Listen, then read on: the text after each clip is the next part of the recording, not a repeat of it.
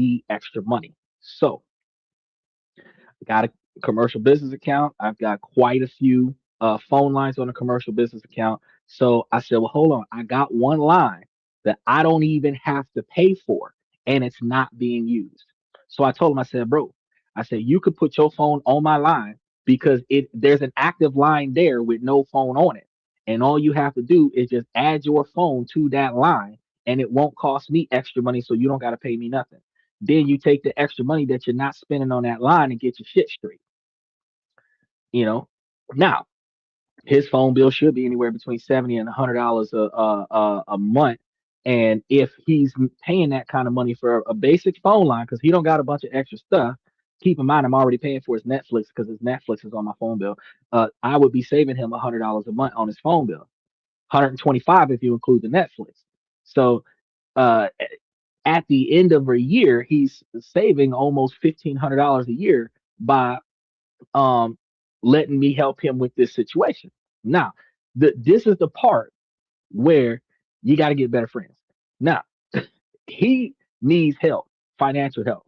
He got a buddy who is willing to help him save 1,500 extra dollars a month, and then he is going to when I call him like, hey, because I texted him last week, so I did all of the stuff that you would do. I'm like, hey, so Thursday we're gonna go to the T-Mobile store and I'm gonna put you on, right? Cool. Well, actually, I just texted him Thursday T-Mobile because the conversation we had a week before that was that um because he called me for money and I said, well, why don't you just let me put you on? Because I've offered this to you before. You can't afford to pay your own phone bill. Why don't you let me put it on my bill? It's free for me and it saves you money, and then you don't have to keep calling me asking me for money. Because when you make an excuse that you can't afford to pay a bill and you have a free phone service with your homie and you're short on cash, why not partner with me and save you some money and then fix your finances? If you want to take the hard road and you want to pay for yourself and be Miss Independent, do that. But if you're going to be Miss Independent, when you call me, you can't call me and say, bro, I'm short. Because if you're short $50 and I could have saved you 175, then why the fuck are you calling me? Because you should have listened to me and you would not be short money, right? So he said, okay, okay, okay. Now that's when I told him, I said, okay, well, look, uh, next week we go to store, we get you hooked up, right? So somehow he thought this was supposed to be over the phone. Now, I don't know how Gen Zs do it. I'm about to read Steven's comment. I don't know how Gen Zs do it, but he thought that he's got a T-Mobile phone, I got a T-Mobile phone, that he could cancel his phone line with T-Mobile, add his phone number to my phone line with T-Mobile over the phone, and still have his phone. Now, I don't know where his logic comes from. So I'm not going to call him a complete idiot. If anybody else does, I'll allow it. I'll even put it up on the screen. But in my experience with the plethora of phones that I have had, every time you add a a new number to your phone, you got to get a SIM card. Every time you change phone plans, where you cancel a line of service and start up a line of service, you get a new SIM card.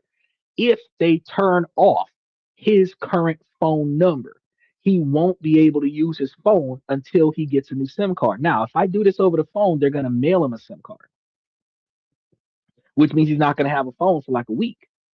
If he goes down to the store and buy the SIM card, the problem is because it's my account, I would have to go down to the store, show my ID, verify the situation, and then approve of him to get the SIM card. Probably even have to pay the SIM card myself so that he can get it. Right. So that brings us back to we got to go to the store. I got to be at my store because we're not in the same area. And then he's got to be at his store. They're going to verify my ID at my store and tell the people at his store that he's good to go to do what he's got to do. Whatever needs to be paid for while I'm at the store is paid for. Then I leave. They set up his phone and he still has his phone same day. Now, this is where the situation goes sideways. He tells me, right, that it was my responsibility to explain to him all those details. No, I told you that I will hook you up if we go to the if we go to the store and meet up and get this done because we not in the same area. We are too far away from one another, right? When did his problem become your problem? Uh, okay, so he operates certain portions of my business where he's at. So to prevent him from uh uh uh getting his panties in a twist, his problem becomes my problem, which again is why I'm talking about today how you got to get better friends because you have to have financially stable individuals on your spot because if not you're going to have to exhaust yourself to go and help them out. Now this is the part, so it didn't affect me that much, but this is the part that I wanted to talk about with the idiocracy, because I was at the stove shopping, so I wasn't inconvenienced by this. The conversation I thought was stupid because he was talking over me and trying to tell me to shut up. And I'm like, you know what? I could just say fuck you and your financial problems, but I'm gonna try to help you out. He says I'm like a brother to him. And I'm like, no, that's not how we are, bro. Because this is like a mentorship situation. You're like a son to me because you're rebellious, disobedient, disrespectful. This isn't a brotherly. If we were brothers, there would be mutual respect where you would not disrespect me. You would appreciate what I'm trying to do for you, right? Hold on. Is he 31, bro? Going on 32. You know who I'm talking about. I ain't saying no names because I ain't never said his name on the show before, but you know who I'm talking about. Yes, the same one. Yes. So I'm like, the thing is that it makes no sense to me. So he tells me that I was supposed to explain that to him that I screwed up because I didn't explain to him. I'm like, no, we agreed that we was gonna do this at the stove. So after we agreed that we was gonna do this at the stove, I said, look, um, my responsibility was to call you to organize when we were gonna meet today. That's what my job was. So, because we agreed that we were going to do this. So and then he's like, no, no, no, no, no, shut the fuck up. Listen to me. You were supposed to tell me that all of this was supposed to be done. And no, bro, I'm trying to save you $1,500 a year on my dollar. You're supposed to put yourself in a position to receive that. So as soon as I tell you I got the hookup, holla if you hear me. He's supposed to be able to, you know what I mean? He's supposed to be able to come through. So I told him, I said, the way this works is if I got an opportunity for you, you're supposed to ask me, where do I got to go to get the opportunity? That's how it's supposed to be.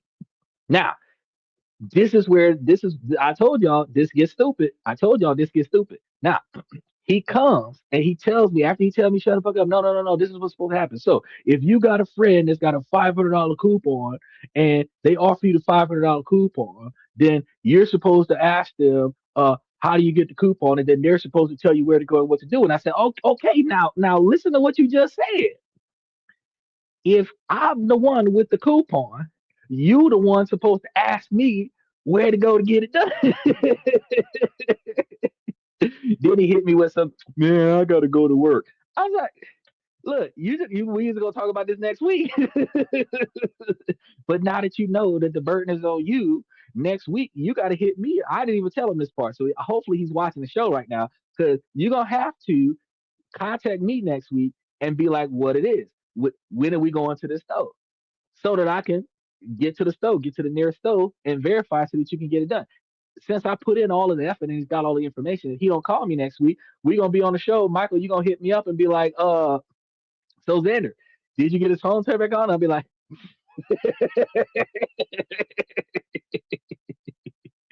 because when you in that situation, when you got one of your boys from way back, and we talk about way back. We talking about we met in like 2012, and it is 2026. So we've been around each other for a long ass time. And so when his phone get cut off and I can't get in touch with him, I'm like, man, I could have been fixed this problem for you, bro. Does he watch the show? Yeah, he watched the show. Yeah, he watched the show. Matter of fact, he gets notifications about the show. Then he thinks I'm a dick. No, he thinks I'm a dick because I'm talking about him. But that's okay. when I used to talk about him while he was on the show, I if I got some highlight reels in the archives from 2 years ago when, when he told me, "Look, I'm about to blast it without blasting anybody who want to know what the real deal is. I'm gonna tell you right now, Michael. If you go back through the long forms to there was a one show that we did where we were talking about how strippers and call girls and people like that are not careers, not real jobs, and that the women's mentality that chooses those types of jobs are not the mentality of a woman that will support a man, right? So I didn't say nothing negative about the women per se, but I said that those are not the type of jobs that you would find a high quality woman with. He knows wide open, co-signed on the fact that it would be. Now, a couple months later, he took over some of my airtime and talked about how he was pissed off at this stripper that he was hooking up with, that he was treating like a girlfriend, and he needed some finances to be arranged. He talked to her. She was supposed to hook him up. He never got anything from her, but the other female that friend zoned him helped him out with it. So there's more than one female that don't want to date him. But but the point was he was so pissed off because he thought that with all the stuff that he did with the call girl, that the girl would have backed him up when he was in a tight spot. And what I did was I took the show when he was making a misstatement about how you can count on a certain mentality as a ride or die chick, and then cutscened it too when he was talking about how pissed off he was about how he was wrong. And it's like I think a 30-second countdown from when he was talking about how good the call girls and escorts were, and then it flips to when he was like, man. So no, you think he ain't gonna think you're a dick, he's gonna think I'm a dick. Because I get in here, and if it doesn't make sense, I'm gonna talk about it. I ain't gonna name no names, but this archive go back way back. Yeah, but he was on the show a couple years ago, in 24. So you gotta scroll, right? And the only ones that I took down a lot of the long forms from back in 24, but all the shorts are still there. So well, no, I took down all of the lives from before 24, but all of the long forms and the shorts from 24 are still up there. So you could go back and look and see, like, damn. Now, Steven said a lot of communication is nonverbal. At least she didn't give you the Gen Z stare after you talked to her. She saved you the energy of even speaking. Oh, look, you are so right. Now, I understand the nonverbal cues, and I did not get offended per se about the nonverbal cues because at least if so this is the conflict of it that I had with this because I'm at the grocery store loading up my car with more groceries than Santa's sled. Okay. I'm talking about a mountain of groceries, about 70 or 80 bags of groceries. Okay. This was like 6 trips between two people to the house. Okay. I was loading up the car on the passenger side of the car, the rear passenger side of the car. I have my rear passenger side door open. I am the driver. And this is the part that I got confused about because she gave this nonverbal cue like she wasn't interested in me coming to talk to her, like me walking around the back of my car to close my door and get into the driver's seat was my walking around the back of the car to come over and talk to her. If I would have walked around the front of the car, I still gotta close the door. So this is the part that I'm sitting over here thinking like she was doing a little too much because you my car. So from the Walmart, my car can be seen from across the street. So she saw me and my father loading this car up as she crossed the street. She saw my father walking away from the car with a shopping cart as she approached my vehicle. She seen me close the door and start walking around the back of my car as she's walking past my car. What in that scenario would make you think I was going to approach and talk to you? That is the part that I got pissed off about. I respect the nonverbal cue that she went from pushing her cart to using her cart as a shield. It was like a clutch purse mechanism where she didn't want me to talk to her. But what in your mind gave you the entitlement that I was going to do anything more than watch your booty jiggle as you walk down the sidewalk? That's what I was thinking of that situation because my rear driver's side door was sitting open with a dog in the car off the leash, and my rear passenger side door was open with groceries being loaded into the car. So somebody's got to close the rear driver's side door, and if one person is walking away with the shopping cart, another person's got to close the door. But I had to put the dog in the seatbelt first and then close the door. Once she realized I was going to take care of the back seat, that's when she went back to pushing the cart normally. But I was like, did she come over to you? She had, yeah. So she came, and that's the thing. So if like you got the walkway right here, you got my car right here. My car is long ways right here. I'm loading up the car. She comes from the store. She walks directly past my car and then walk out in front. So if my car was right here, she walked past the driver's side of my car. I'm coming around the back of my car. So we were both over here on the rear passengers or the rear driver's side of my car as I closed my rear door and get into the driver's side. And then she walked. So she could have straight up walked down the street on the passenger side of the car and walked straight past like everybody else was doing. He said, "Was she parked next to you?" No, she was in the same aisle. If the aisle was here, I was on this side of the aisle at the beginning of the aisle in the handicap spaces because my father is 70 something years old with a walker. She was halfway down the aisle on the other side. So if she didn't want me to talk to her, honest to God, she could have walked down the other aisle away from us. Her deliberately beelining in front of me and then scooting on around like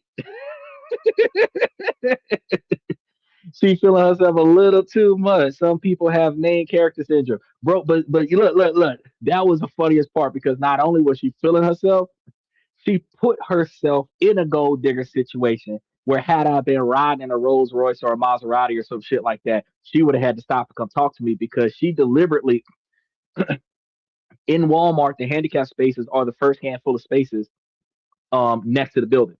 And I'm in one of the horizontal spaces, not the diagonal spaces. I'm one of the long, straight park space, and I'm parked wrong. I backed into the space, so I'm against traffic. I could have got a ticket, but Walmart don't ticket for shit. So in the long way, instead of her walking down the aisle where her car was, she's walking through the handicap area where my car is, walk in front of my car, and then walk down the aisle on the side where her car is. So like you're deliberately passing me because you see two men loading a grocery cart. You could have made it a point to go around the other way. And then this is the funny part: the damn cart was empty. She ain't had groceries in the damn cart, so she didn't need to mosey on down with the damn cart to her car. She could have left the cart in the store, and then she could have just walked all the way around. When we think about this, y'all, she was doing way too much. But she got to be the main character of her own story and be able to go and tell her homegirl, "Oh yeah, this dude was looking at me when I was walking to the." Did I say no? Hell no! I didn't even say, "Don't worry, my dog won't bite," because the dog was just sitting there in the back seat looking at her. I just put his seatbelt on and closed the door, got in the driver's side of the car, turned on the engine. And since I was waiting on my father to come back and get in the car, I was watching her booty jiggle down the parking lot. That's it. That's it. Look, I done already told y'all, as higher value men, if we change our mentality, because I'm not looking for a woman just to jump off with. If we're looking for a partner that we're going to build and grow with, I'm looking for somebody that's going to be like, oh, okay, you are looking out for your folks because you and your family is going shopping. I value that. Let me get your number. Maybe we can connect sometime. That's what I'm looking for. I'm not looking for the kind of chick where I gotta, hey, ma'am, miss, babe, whatever, and chase her down a parking lot. Oh, let me get your number. And her vehicle was an old school vehicle like my vehicle. She had like a RAV, a Forerunner or some shit like that, like a 1997 Forerunner. So her 1997 Forerunner and my 2003 Chrysler 300, like we were both riding old school cars. On a scale from 1 to 10, what was her rating? Well, if we go on just looks alone, ignoring the fact that her hair was fake, I would have put her somewhere around a 7 or an 8. Just looks alone. But fake hair, if we understand what her real hair would have looked like, she's probably like a 6, 7 at best. Okay. Attitude knocks it down to like a 5. Okay. She was appropriately dressed though. She wasn't dressed like no slut. She had the long not sweatpants, but the windbreakers.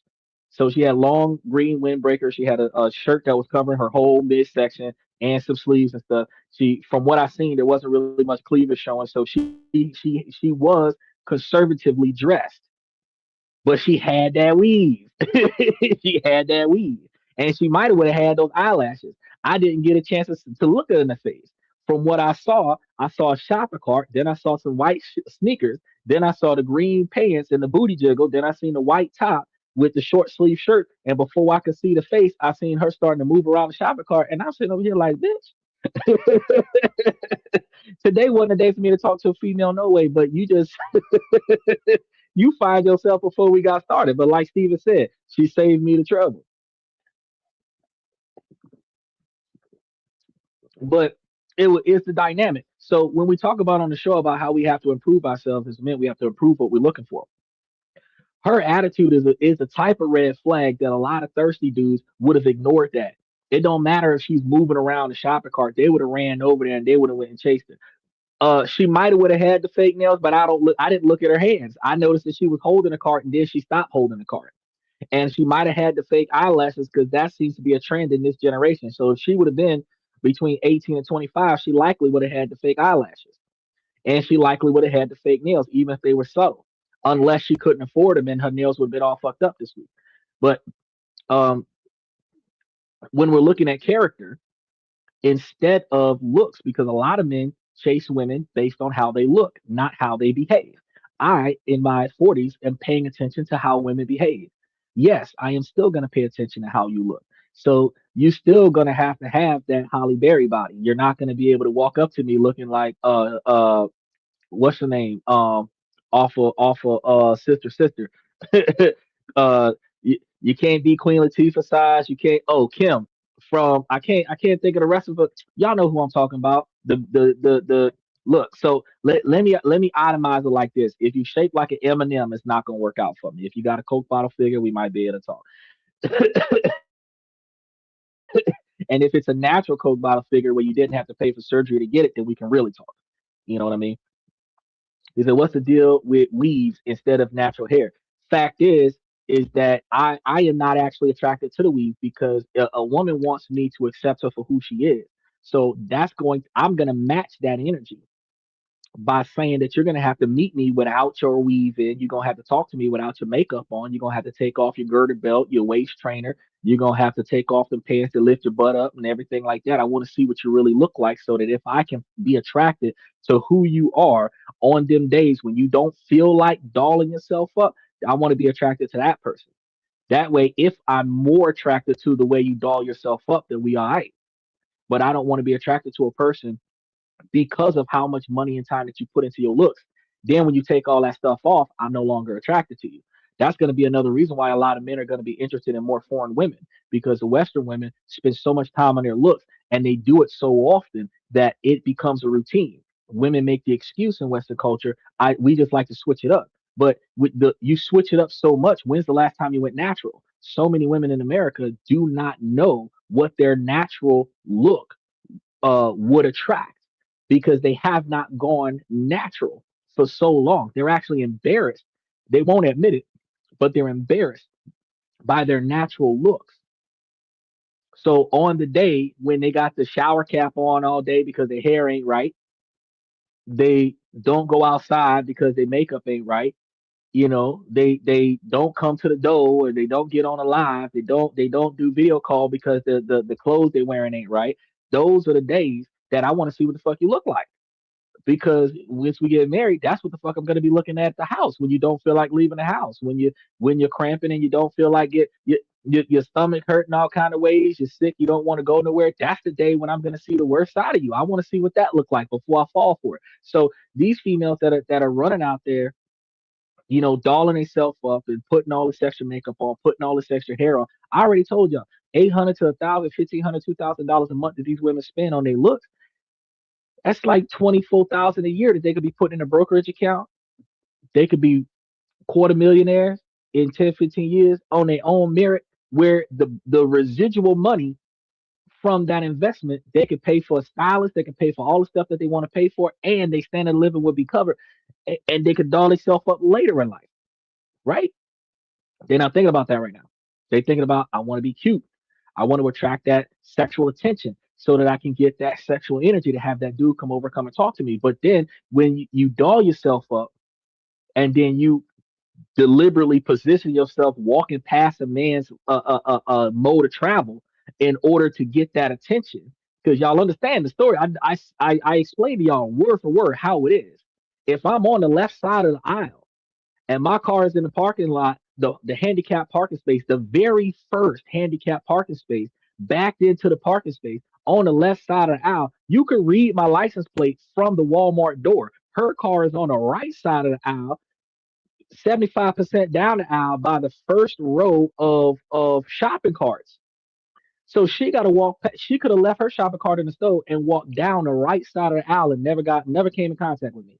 But she literally walked past my car, walked in front of my car, and then went to the right side of the aisle and went to her car.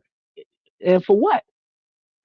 For what? So that she could avoid me. Once she seen what kind of dude I was, I guess you didn't like what kind of car I was driving. You know, you wasn't dodging me because you saw the gun. You wasn't dodging me because you seen that big ass crocodile Dundee knife. You know what I mean? If you was dodging the dog, I mean, at the end of the day, the dog wasn't moving. But it's the principle of the fact, like, damn, but when we say like we're not attracted to that, we say that we're not attracted to that, and then we double back and we look at why a lot of men are going after some of the white women, natural long hair. They're not. If they style it, they style it. If they don't, it's just there. The Asian women, the Latino women, the other Brazilian women, the Haitian women that come with it, their hair is just, it is what it is. It's froed out, whatever the case may be. They're not putting all that extra effort like the Western culture is doing. When men are looking for natural women, they're not looking in America because the women in America don't want to look natural, and that's one of the wildest things. So I don't just tell y'all what I tell y'all on this show. I actually learn these things. I teach it to y'all, and then I practice what I preach in real time. So back, I want to say 15, 20 years ago. Oh, you said, I'm sorry, she ruined your day. No, she didn't ruin my day. No, so this is the wildest part. Okay, so I woke up, I went with fam to the checkup. I left the checkup. We went to the post office. We went to Walmart. All of this stuff happened at Walmart because we were grocery shopping. The phone call did not interfere with my grocery shopping. Me loading the car, this chick didn't interfere with me grocery shopping. She didn't interfere with me.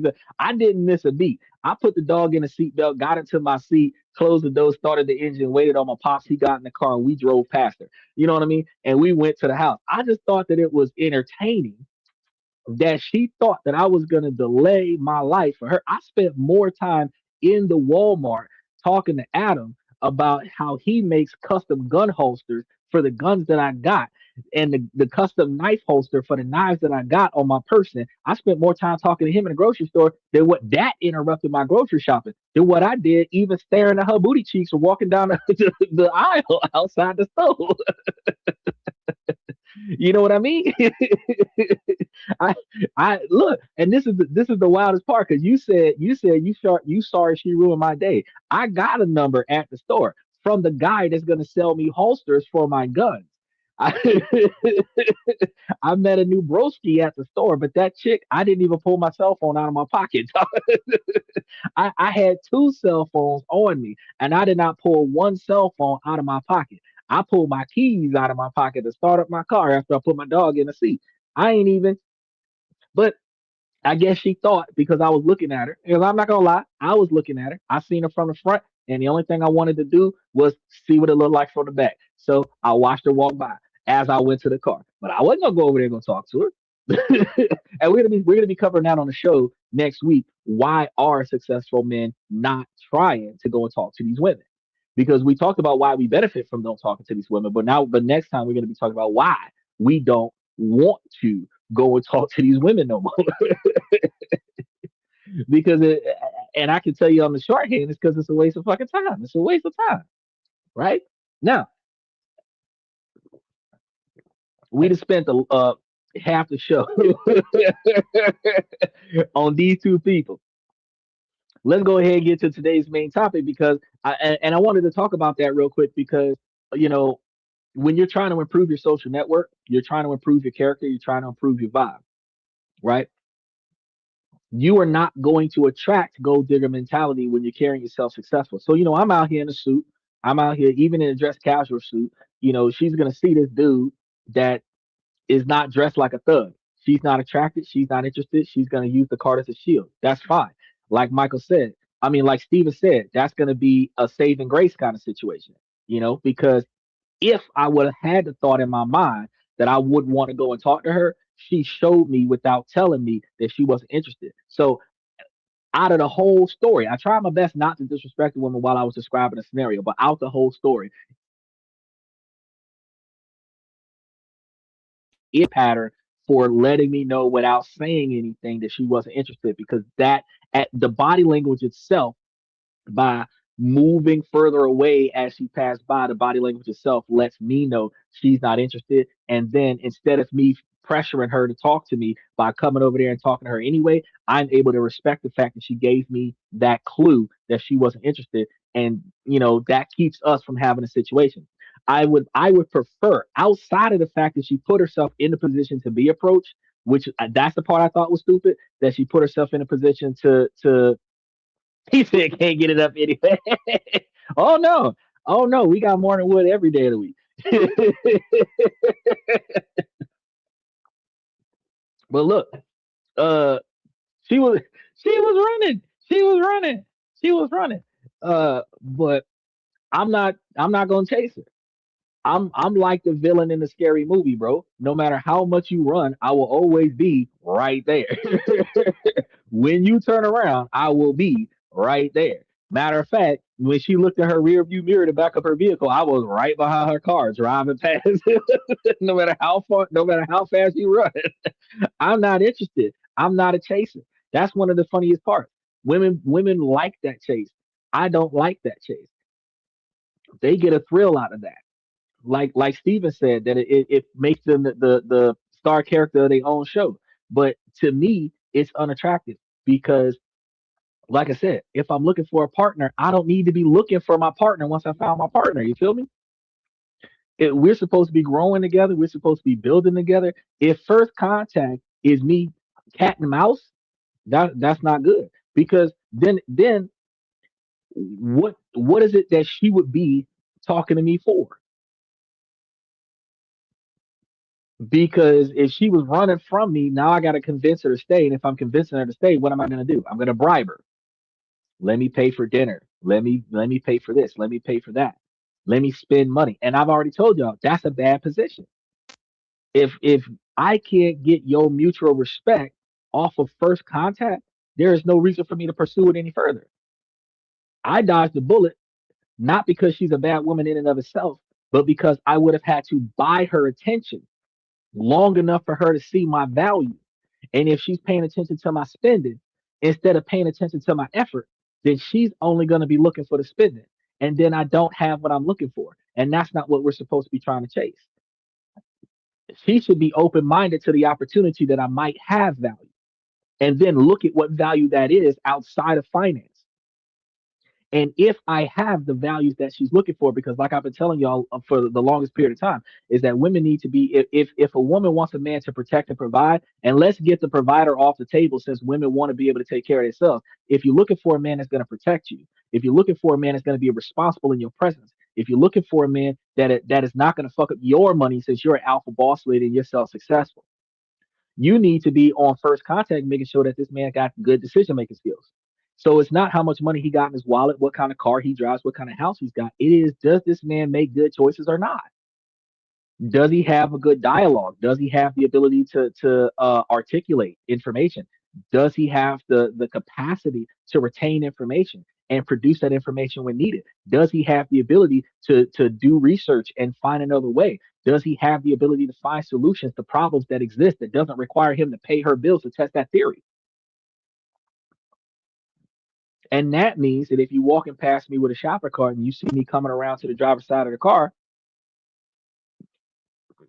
if you're gonna stop, you stop. If you're not gonna stop, you're gonna keep walking, but you're not gonna to pivot because what if I'm not interested? But if I am, you should be open minded to the fact that if you're not in a relationship right now, this guy might be the one. Now, why would I say that? Because you're not going to find the right one in a nightclub. You're not going to find the right one in a strip club. You're not going to find the right one at the mall spending money. Mama always said, you know what you're getting based off of where you get them from. If you meet somebody while spending money, that person is spending money too. You meet somebody that's being while being irresponsible, that person's irresponsible too. You're going to find the right type of person with the right type of character in certain places. You will find a hardworking person at their job. Where are all the good women at? At their job. You will find the right type of person. A good man is not going to be out on a nightlife. A good man you're going to find at the grocery store. Yeah, I was trying to get to Claudia. The whole screen froze. How you doing, Claudia? Uh, so when I tell people about it, is it what? Does he have more than one tooth in his mouth? Yeah, does he have more than one teeth in his mouth? That's what you need to be trying to find out. How many teeth is in his mouth? Yes.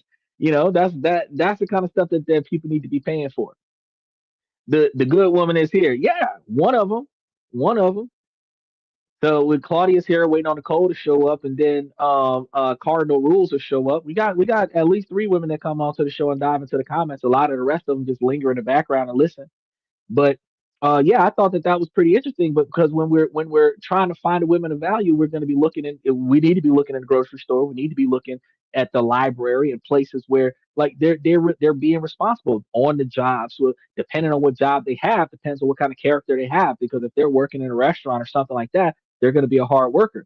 But if they're at a strip club, they ain't really putting in much effort to get nothing done. See what I'm saying? So flip that script and you got women looking for a good man. If you're looking for a good man, you're going to find a good man at a grocery store. You're going to find a good man loading up all the groceries on his car. You're going to find a good man pushing a wheelchair. You're going to find a good man helping somebody into the car. You're going to, and this is going to be the characteristics of the person. You're not looking for, your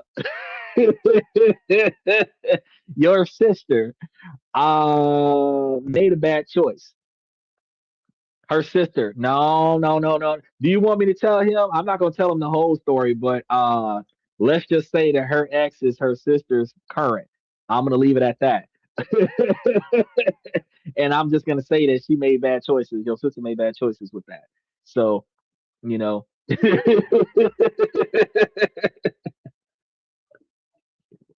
You're not gonna find good women at church. You're gonna find retired hoes at church. Church, this is the I got no disrespect for religion. However, the people who go to the local churches, at least the Baptist and Seventh Day Adventist churches and some of the Catholic churches that I have had the ability to visit, are typically born again individuals where they have made the worst choices in life, and then they go to church and turn their life over to Jesus. Now, these are individuals that were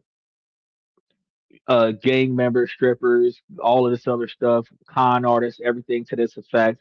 And some of the best con artists are pastors and churches because they're going to talk you out of your money and never do anything to help you out. And then at the end of the day, they go to the church and they're doing the sermons and everything to that effect. And you got strippers at the church that communion and then go back to the club on the weekend. The whole New Testament behavior is about deliberately committing sin with full knowledge that what you're doing is a sin, and then asking for forgiveness on Sunday and then doing it back again on Friday. And every time you ask for forgiveness, you're going to be forgiven. So you'll always go to heaven no matter how much sin you commit, because Jesus died on the cross for your sins so many millennia ago. So all of the sins that you have done, all the sins you will do, are all forgiven. So all you got to do is say, "Oops, my bad," and you can keep sinning. That, in my opinion, I'm like, bro, that's bullshit. So when you go to the church, that's not the place to find high value quality women. It's not the place. That's going to be the place where all the retired hoes go.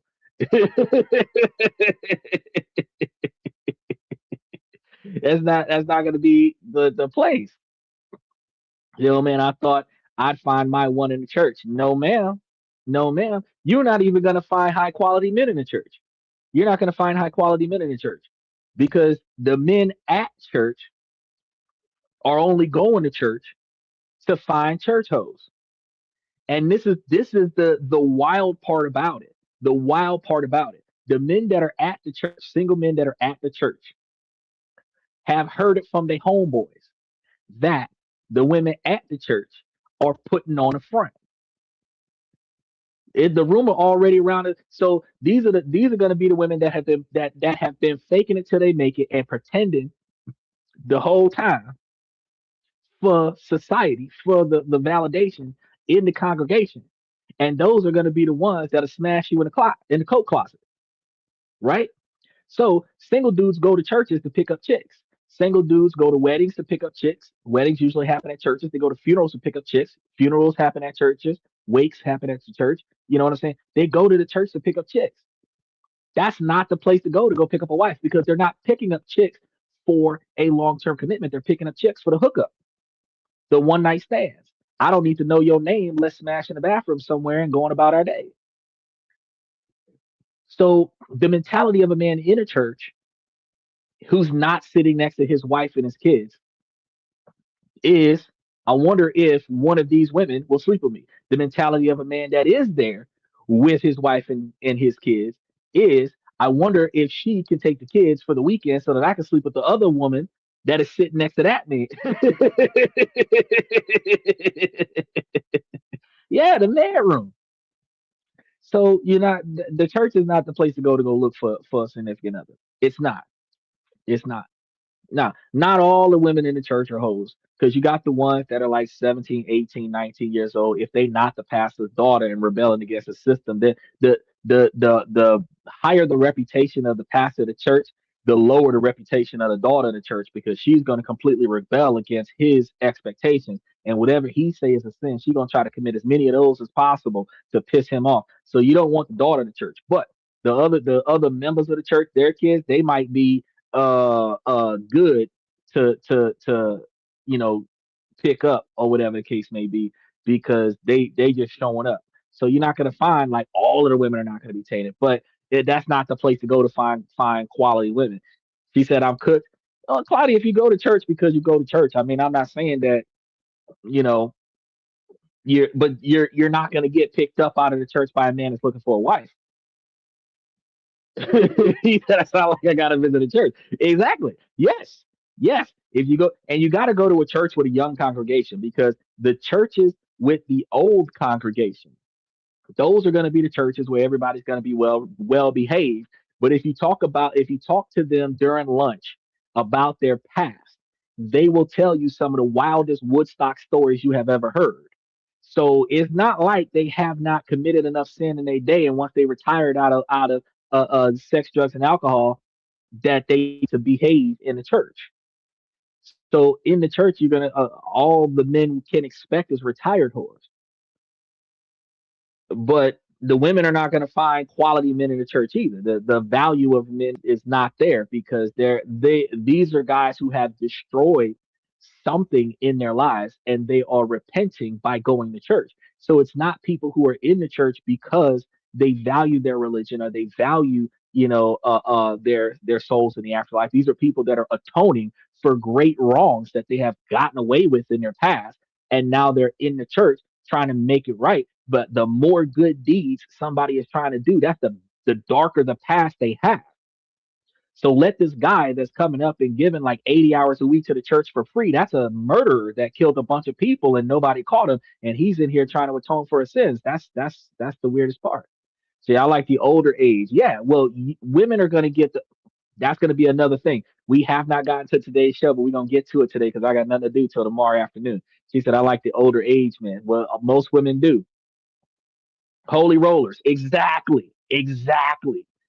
Exactly. Look, blood of Christ is a bottle of wine. So he turned water into wine, and they're not doing the blood of Christ with water. They're doing blood of Christ with wine. They're not even doing the blood of Christ with alcohol free wine. They're doing blood of Christ with alcohol. Okay. Why? Where in the Bible does it say that you must use the alcohol as the blood of Christ? Well, if I'm going to be here all day, I might as well get a shot. 15 years younger than me. That actually, Michael, is a reasonable assumption, but the true match for a man is 50% of his age plus 7. So since you're 71 years old, 70 years old, you're probably looking at 35 or 36 plus 7, which would put you somewhere around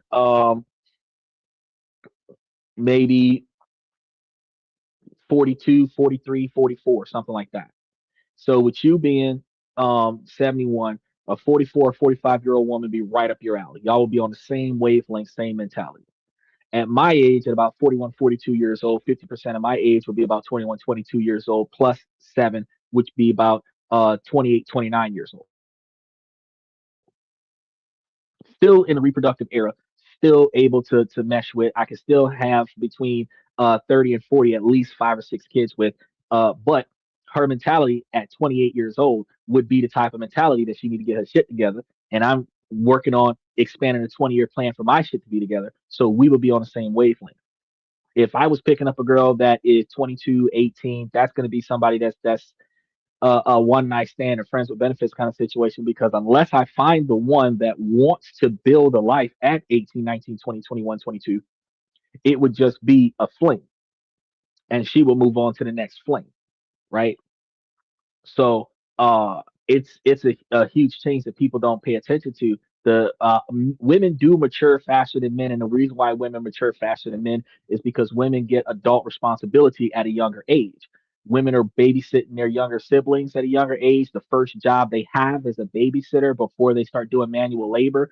Then outside of a babysitter, it's a housekeeper. So the two major skill sets that a woman needs to be a good wife is the two first jobs that a woman will get is a housekeeper and a babysitter, and then a tutor. Those are the three things that a woman can do before she starts washing dishes at a restaurant and stocking shelves at Walmart. Is a nanny, and then a housekeeper, and then a tutor.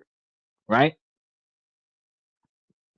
now, outside of following instructions, like at 12, 13, 14, 15 years old, she's learning all the qualities of being a wife. But 16, 17, 18 years old, the other girls in the school is teaching her how to be a hoe. So by the time she's 20, 21, 22, she didn't learn the whole lifestyle, but did not learn the wife lifestyle. And she doesn't start realizing what it takes to be a wife until she's 30. So as a man, if you're looking for a quality woman, you're looking for them at a younger age. You're looking for them with less baggage because they're going to have less trauma. But then you're looking for someone that's going to cooperate with you. But as a man, you can wait. A man doesn't have to rush and get a wife. because women are looking for men that are financially stable, and men start getting their shit together between 30 and 40, and the men are not going to solidify that success until they're 50 or 60. So when Claudia said that she liked older men, you're right, Claudia. Your best bet is to look at a man that's 55 years old, because he's still young enough to get it up, but he's old enough to have his money together. At least for the last 15 years, his finances have been in order, which means that you're going to find a better quality man at 55 years old. So if you're 35 or 40 years old and you got a man that's 55 years old, he's about 15 years older than you, but 55 years old, half of 55 is going to be what, 27, 28 years old, plus 7 is going to be uh 35. 30, 35, 38. So Claudia, you're right in his in the ballpark of a 55-year-old man. And if he's not trying to have any more kids, you already got a kid, he can adopt your whole family and have the nuclear family scenario and not have to do anything else. And your kids are out of the diaper phase. So all he's got to do is teach the boys how to behave responsibly as men. He's got a little buddy to be a mentor to. That's it. Women with children do have value as long as they're willing to be responsible about their relationship with the new man that they get. It's just that a lot of women focus so heavily on the kids which is okay as a responsible mother, but they do it so well that they tunnel vision the kids so well to the point that there isn't enough room for a new person to come in, because there's only two ways that it's going to work. You're going to have the woman that solely focuses on her children and she has no time for the new man, or she forgets about the children and puts all of her attention on the new man. And then you have resentment from the children on the new man. So it's hard to bring a new person into the scenario, because just like men don't have the ability to find balance with their work and their personal life, women don't have the ability to find balance between motherhood and their personal life. And that's one of the reasons why men don't date women with children. It's not because women with children are bad. It's just because women with children are harder to deal with because they're a package deal. You don't know when it's a good time to meet the kid, and you have to accept the fact that she's going to cancel a lot of the times because there's something going on with the kid. There's a lot of stuff that you got to deal with, that, like paying for babysitters and shit like that. Only if she likes the adventure. That's right. And dogs and lots of dogs. When you your environment raises you, so you spend more time being raised by society than your family. And that's why they used to say back in the day that it takes a village to raise a child.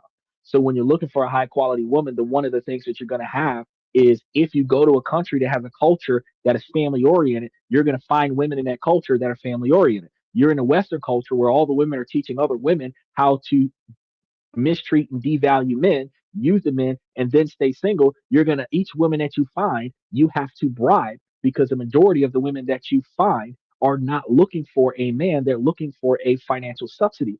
And once they get older, they're going to be looking for a man 30, 35, 40 years old. They're going to be looking for companionship. But 18, 19, 20, 28, they're not looking for the companionship when they have the most value. Women age like spoiled milk and men age like fine wine. The older it gets, the better it is with men. The older it gets, the worse it is with women, because they have less to offer. Men have more to offer. Men have more finances than women when men get older. But women are not bearing children at 40 years old. And if the women don't have the finances to put a few dozen eggs on the shelf so that they can get a surrogate when they're in their 40s, the women can't even naturally reproduce after 40. Not safely. So that means that the only value that the woman is going to have is cooperating with the man's agenda. And by 35, 40 years old, women don't want to cooperate with a man's agenda. They want a man to cooperate with her agenda. Now, if the man is going to pay for your standard of living for the rest of your life, what value are you to him if he has to dance to your tune when he making all the money? He building the lifestyle.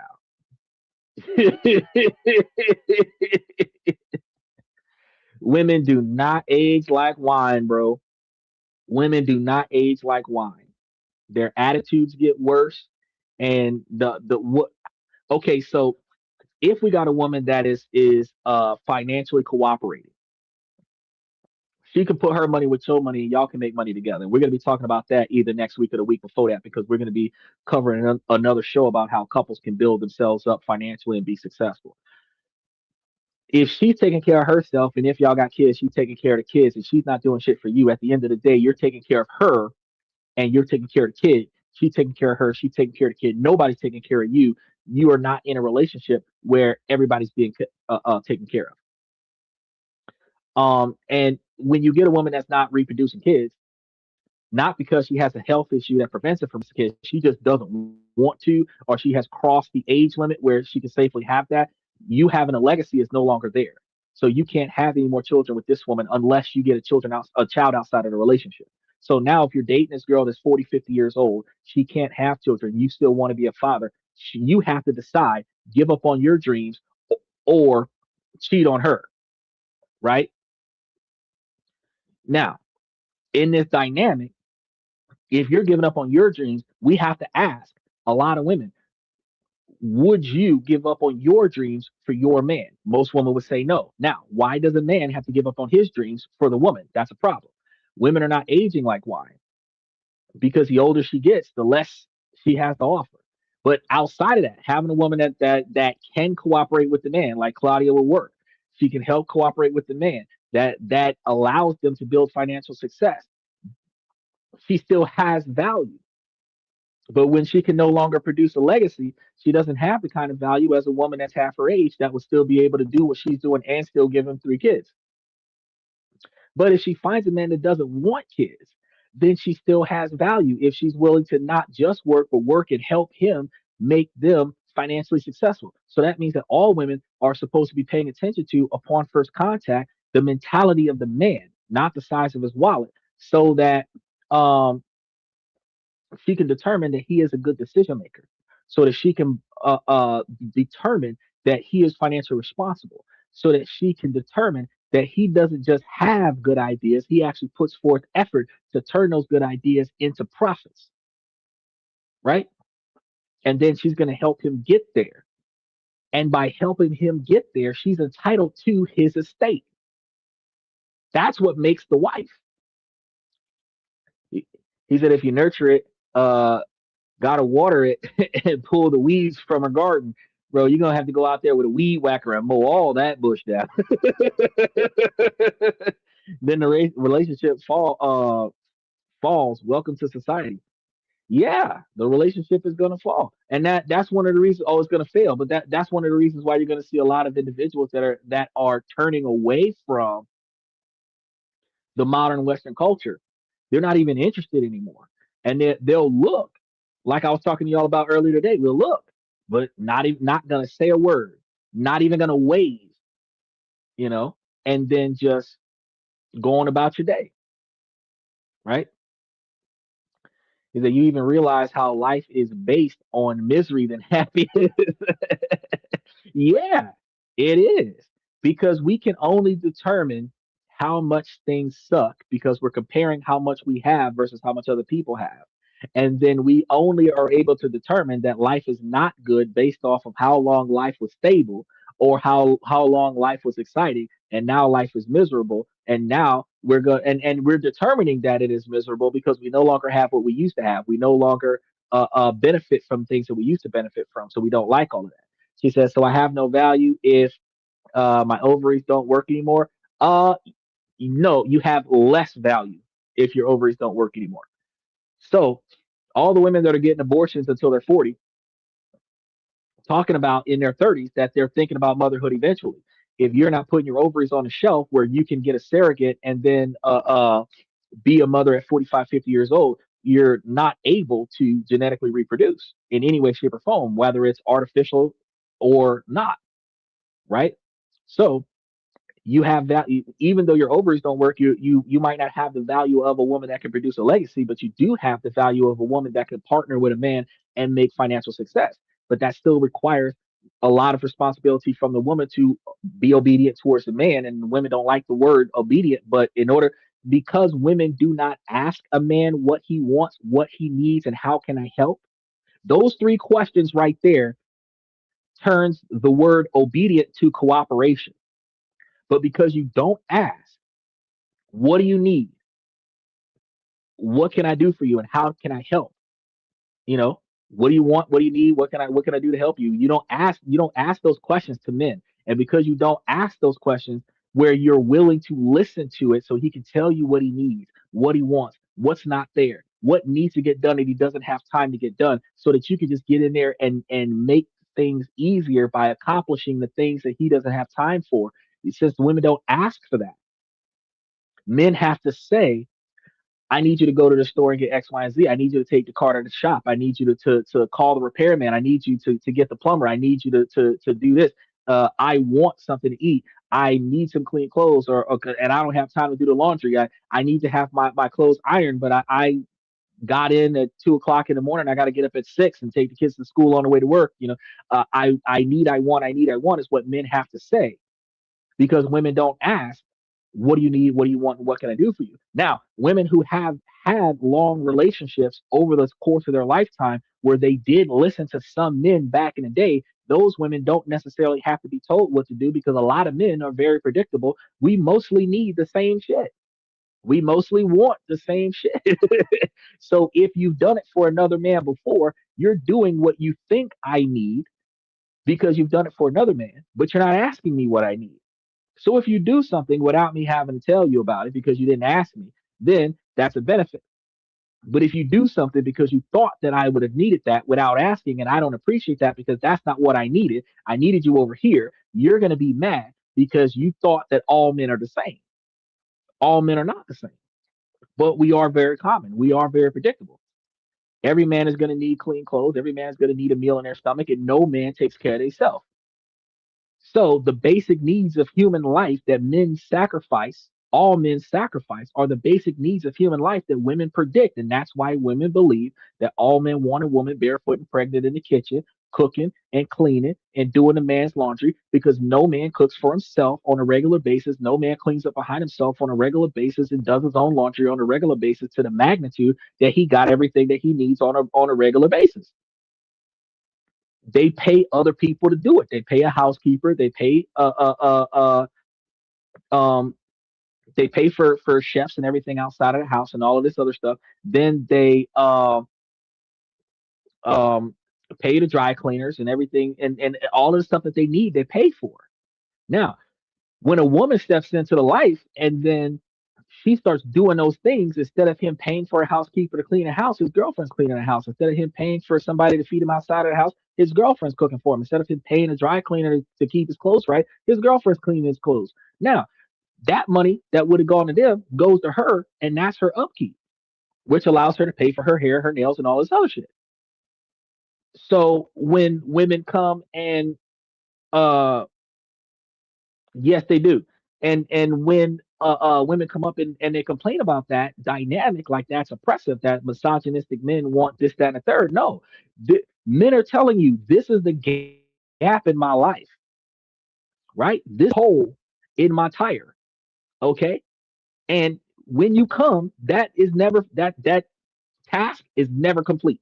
So if you want to help and you're not going to ask what I need, you're not going to ask what I want, you're not going to ask how can you help. If you just look around and see the shit that's not done, guess what the hell you're going to start doing? The shit that's not done. The dishes in the sink next to the dishwasher, the clothes in the laundry basket next to the washing machine, the clothes that came out the dryer in a big pile in a room somewhere instead of them being hung up and ironed and de-wrinkled. And you're going to notice, well, shit, guess what I fell into doing by default?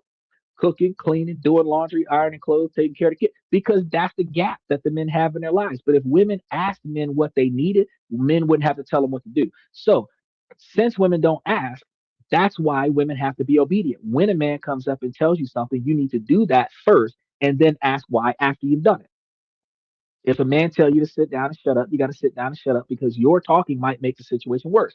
If there's a conversation happening and a man give you the keys to the car and say, "Babe, pull the car around," you're not supposed to disrespect him in front of that conversation. Whatever he's got to say right now, he doesn't want you to be there for the fallout of what he's about to say. So by protecting you and sending you to the car, if what he's about to say next is going to turn into a fight, you don't get caught up in the fight, because he can't pay attention to the person he's about to fight while trying to be a shield for you. He can't offense and defense at the same time.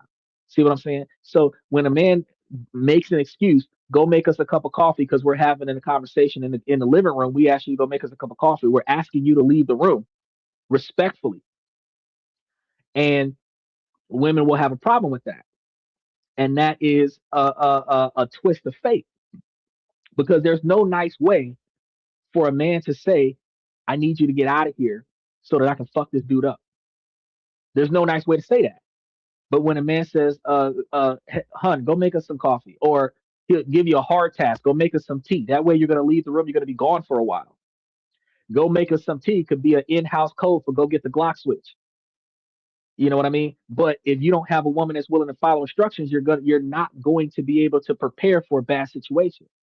And that's going to be one of the reasons why a lot of men are not going to be wanting to talk to these women these days, because the women want to operate on autopilot and think that the situation is going to tune to her dynamic, but he has to deal with the chaos. How does he deal with the chaos when he don't even got nobody that got his back? She don't even know what the playbook is because she won't read it. How is she going to be able to catch the ball when the ball go in the air? She don't even know the ball being thrown at her. She running for the touchdown, thinking that she's gonna be a blocker and she's a fucking receiver. She's not paying attention. You know, so that means we got to tell her, catch the ball. See what I'm saying? But that's going to be why we need obedient women. We're going to find that in a culture where women are family oriented. We're going to find that in a culture where women are going to say, respect your man, listen to your man, help your man, and he will take care of you and probably your family. That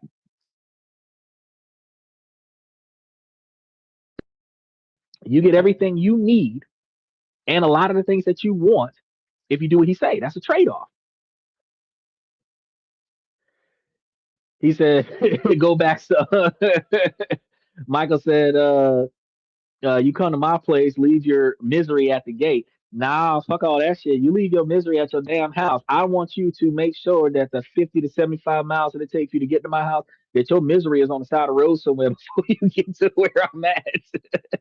I don't want your misery to accidentally fall into my window if my window's sitting open at the time. Can you pound a nail? Plant garden.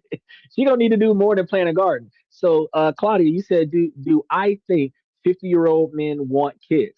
Now, I'm gonna touch base on this comment real quick, Claudia. We had never started today's topic. I just want y'all to know that.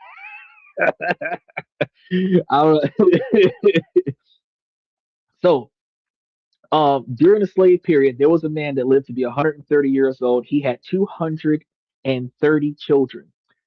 While he was a slave, the majority of the children were made while he was a slave. And after he stopped being a slave, he had nine more children outside of slavery.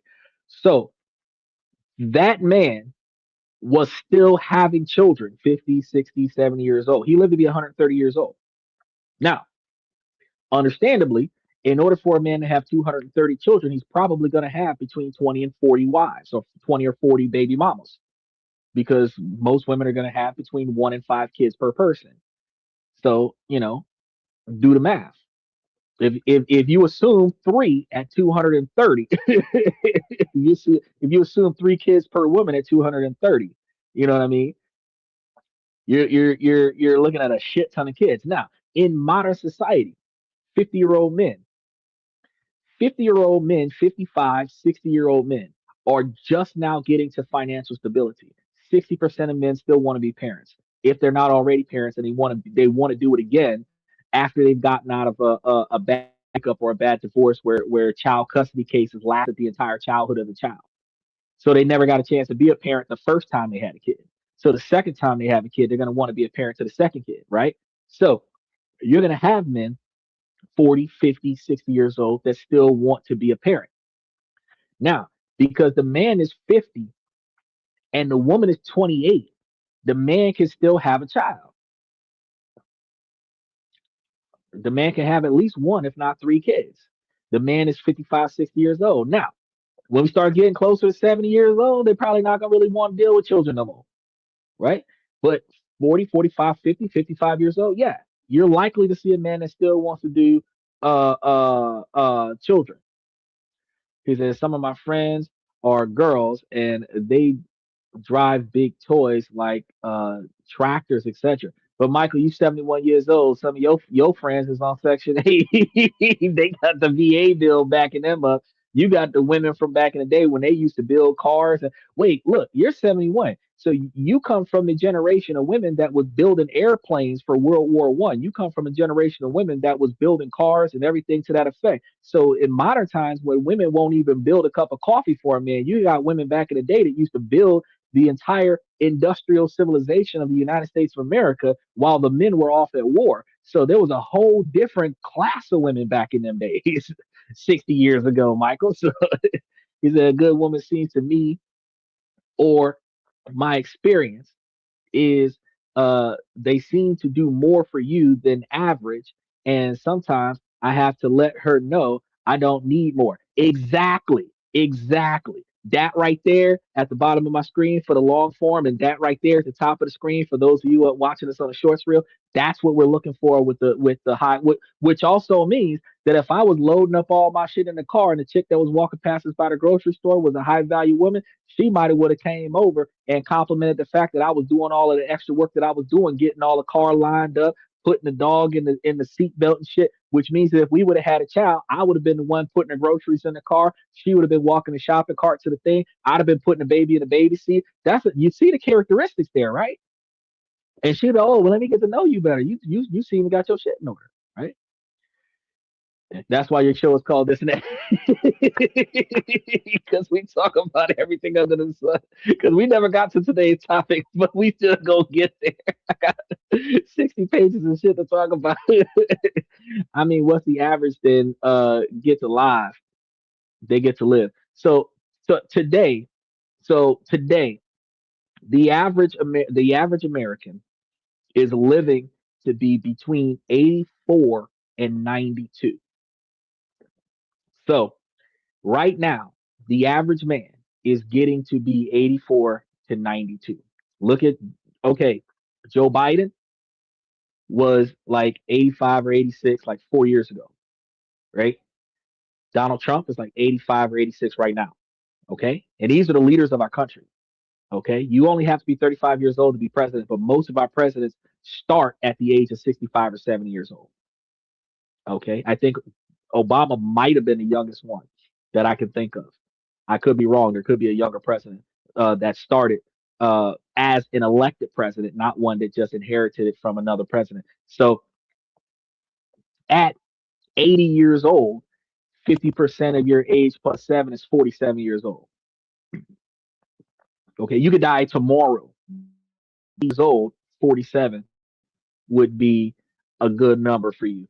But think about this though, 18-year-old girls are dating men that are 60 years older than her. So she's 18 and he's 68. Okay.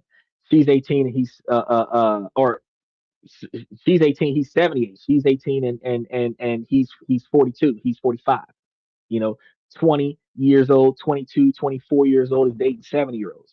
You know what I mean? And they're still having babies for these men because men can still reproduce at 70 years old. Men can still plant seeds. Women don't have ovaries to produce children. Not all women do after 40 years old, after that menopause era, right? So a man at 50, 60 years old could still just say, well, I guess I'll just look for 50-year-olds who doesn't want kids. You can look for a 60-year-old man. He probably gonna be tired of them damn children at 60 years old. You because at your current age, because once you reach 40, the man you're looking for anyway, once you reach 40, is probably going to be 60 or 65 anyway. And at 60 or 65 years old, I'm probably not even going to want to deal with children no more, no way. But the other thing is that what men are going to be turned off on with children at 60 and 65 years old is not the legacy. It's the diaper phase. It's the crying baby phase. That's it. So at 50, 55, 60 years old, an 8-year old son, perfect. I can teach him everything I need to teach him, but I don't got to change his damn diaper. See how that works? That's when a single mom can actually become valuable. A man that's 71 years old can go to the Philippines and get a woman with 3 kids because them kids will respect him and follow his instructions, and a woman will help him and balance his budget, and he can teach them children everything that he didn't get a chance to teach his own children, and then those kids would inherit his legacy. Women with children can still be valuable, but you're going to be valuable to a different kind of man. You're going to be valuable to the kind of man that's not looking for diapers. When you skip over the diaper phase, the youngest child is 6 years old. So a woman with a 6 year old or a woman with a 10-year old that's willing to cooperate with the new man in the life, that automatic family, that's a perfect fit for 65, 70 years old, right? For a 65, 70-year old that wants to build a legacy, that still wants to build that legacy. So you being the kind of woman that wants to work with the man that wants to build a legacy and also has children outside of the diaper phase, instead of going for 50, go for 60. He's going to be more financially stable anyway. 60 years old, his money been straight for 20 years. You know what I mean? Because men are still children at 26, 30 years old. They start getting their shit together between 30 and 40. They got a plan between 40 and 45. They're working on that plan for 20 years. So 60, 65 years old, their money is right. So at your current age, you're looking for a 60-year-old man. That's what you're looking for. And you don't have to raise the bar the older you get. You can keep looking for a 60-year-old man for another 5 years, and you might reach that age where y'all will be a perfect match. You'll be 41, he'll be 62, and you'll be perfect.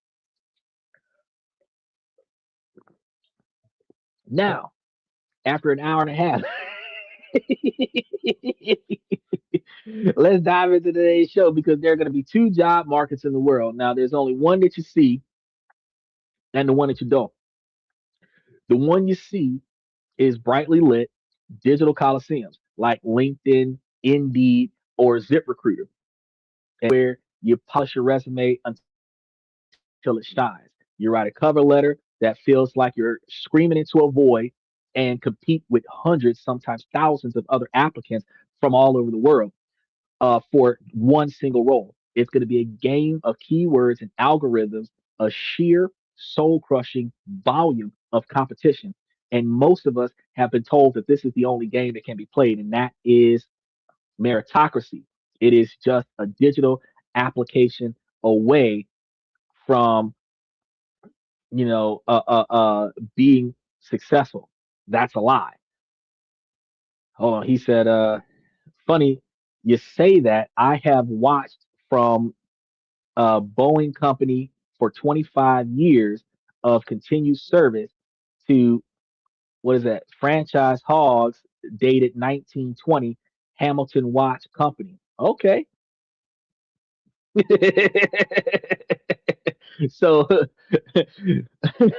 from a Boeing company 25 years of continued service to Francis Hobbs, dated 1920, Hamilton Watch Company. You when I give you this information, you're like, he ain't wrong. An old crusty dusty dude. That's kind of wild, Xander. Well, okay. From a male's perspective, you're gonna look at a dude that's old, crusty, and dusty. You get that at eight because you're like 25, 30 years old right now. You're not gonna be thinking about that. You can't imagine 60 at 25 years old. You're gonna imagine him all crusty and dusty. When you're 60 years old and your shit don't stink because your money is right, all your cars are bought and paid for, you got more than two, your house is bought and paid for, you might have three, you might have one or two businesses under your belt, you successful, you made it. You're not gonna look at yourself as crusty and dusty. You're gonna look at yourself as I finally made it, right? You ain't gotta work. The hardest part of your day is your personal assistant calling you, telling you what the numbers look like. When you're looking for a partner, you're going to be looking for a partner that's not going to fuck your money up. You don't want to be Shannon Sharp losing out. Yes, ma'am. I'm gonna see you tomorrow. Because we get started. We're gonna have like another hour and a half of today's show because today's show was about fixing people's social network, and we actually started talking about a whole different rant because of the two people that I had dealt with at the Walmart today. So I spent an hour and a half talking about exactly reasons why we need a better social network and exactly reason why men are not really paying attention to the type of behavior patterns that women produce in modern society. So I kind of took the show to a whole left turn, and now I'm gonna turn it back, hopefully. But definitely, I'll see you tomorrow, Claudia. So, Steven, you're not gonna see yourself as crusty and dusty. You're gonna see yourself as you made it. You're gonna see yourself as successful, and you don't want to be that Shannon Sharp because he got the girl, he married the girl, and even though he was married to the girl, whenever, no matter how much money Shannon Sharp had, she was not satisfied, and they got a divorce. And then after they got a divorce, she sued him for millions of dollars. And the accusation she made as a bitter ex-wife cost him his career on the NFL network. He had to withdraw for the sake of his integrity from a multi-million dollar contract because of the type of woman that he was dating. So not only did she get extra money out the divorce, she ruined his future in the process. And that has been the mentality of a lot of women when they walk away from a man. They do not build the man up on average. Good women, good wives get with a man, they become successful together. The man died, the woman inherits his estate. Some average women get with a man, they don't hurt the situation, but they don't help the situation. They stay with the man dies, she gains his success. She gains his success. The bad women come in, enjoy life until they want more, and then when they can't get more, they bail out. But when they bail out, while they did not build his success, they want to take half of what he's got. And then because she's withdrawing from the game, she wants to make sure that nobody else can benefit. It's almost like when women mine a gold as a gold miner. When she got all the gold that she can carry out of this mine, she want to blow up the mine so don't no other woman go and get nothing out of the mine. And that's how women treat men in modern society. So when Shannon Sharp got the woman, when he first got with her, he thought he had something. Then when a relationship ended, he realized what he ended up with. And that she's taking half of everything he got, then the massive multi-million dollar lawsuit, then the career ending accusations. His future is fucked up. He's gonna have to bounce back from that. And then because it happened in modern society on social media and everything to that effect, now just like Chris Brown can beat up 20 girls and still go date another woman, Shannon Sharp, the accusations that went against Shannon Sharp, he would have a harder time getting into a marriage with another girl than what Chris Brown would beating on women because women are used to getting beat on. I don't understand why. The women that date Chris Brown, they're like, shit, he didn't beat the shit out of 19 girls. The 20th girl, she already knew that was coming. She signed up for that. She signed up for that. And these women wasn't just getting a slap in the face or a slap on the butt. These women were getting like football level injuries. We're talking about bones broken, like permanent injury kind of things. And they would leave him, and then another woman would come and step in. And I'm like, what, what is it about this dude? What is it? And it's not just the looks, because Flavor Flav is ugly as fuck, but he ain't beating on no women. You seen that the all them series is Flavor of Love, 25 different women on stage with him. Eh, all the game he got going on, but he ain't had to throw nobody down no flight of stairs. But you gotta understand that what some mentalities do for money. So when a man is 60 years old and he got his shit together, he didn't go on from being broke to being either middle class or upper middle class. He went from 35, $40,000 a year to $120,000 a year, and he doing it on a $40,000 a year expense level where he got more money than what he needs. At 60 years old, bro, he's not gonna be perceiving himself as old, crusty, and dusty. So when you get there, you know what I mean? When you get there, you're gonna be standing tall, and you're gonna be wanting a woman that's gonna back your play. You're gonna be wanting a woman that's not gonna fuck up your money. You're gonna be wanting a woman that's not gonna take half your shit and run off and then try to fuck up the other half of your shit so that you don't got nothing, right? And as a result, now at 20, 25, 30 years old, you need to be paying attention to the mentality of the women that you're talking to.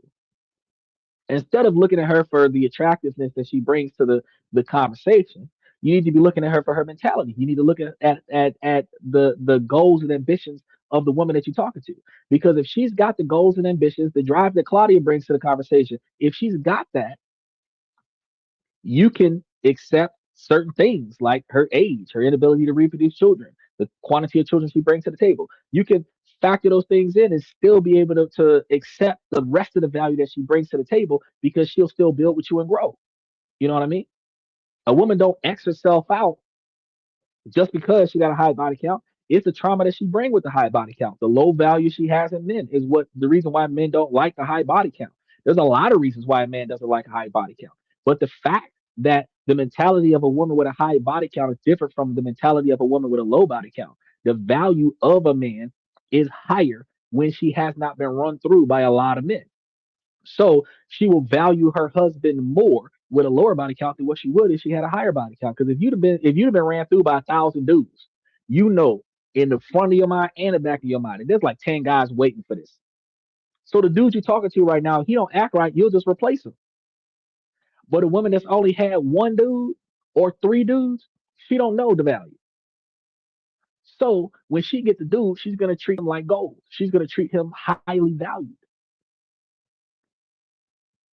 So the success of the relationship isn't just founded on trust. It's going to be founded on how much he values her and how much she values him. If he values her and she doesn't value him, that one sidedness is going to build resentment because he's going to do extra to show her how much she is valued by him. And she might not even do enough to help him cover the spread of responsibility, not even financial investment. And that is going to be the struggle that is going to lead to arguments in a relationship. And when you are the financially successful one, you've been doing this 3/4 of your life. At 60 years old, you're looking at another 25 years of your life left, 25, 30 years of your life left. And out of the remaining 30 years, you're going to want to share your life with a woman that is not going to fuck up your future. You're going to be thinking about this different. Michael said, the most expensive property in the world is between a woman's legs. Yes, that's true. And you pay for it before marriage, during marriage, and definitely afterwards. That is definitely true. That is definitely true. Now, the second job that we were supposed to be talking about in today's show, because we were supposed to be talking about a lot of stuff, right? This job is hidden inside of the world. It has no website, no application portal. It operates in the quiet confidence of a phone call, in a casual chat over a beer, in the trust between two people who've known each other for years. It's a world of off market deals and jobs that are created for people, not just posted for them. It's a world of quiet leverage, warm intros, and opportunities passed between trusted hands long before the public ever knows that they exist. This is the hidden economy. And the key to unlock it is already in your life. It is controlled by your friends and your peers and your community. So this isn't about some secret society like the Illuminati or somebody or an old boys club conspiracy. It is about understanding the fundamental unspoken rules of how value, trust, and opportunity actually flow between people. And that's part of what we've been talking about the last couple of hours of the show. You see your friends landing jobs and finding investment deals that never seem to get advertised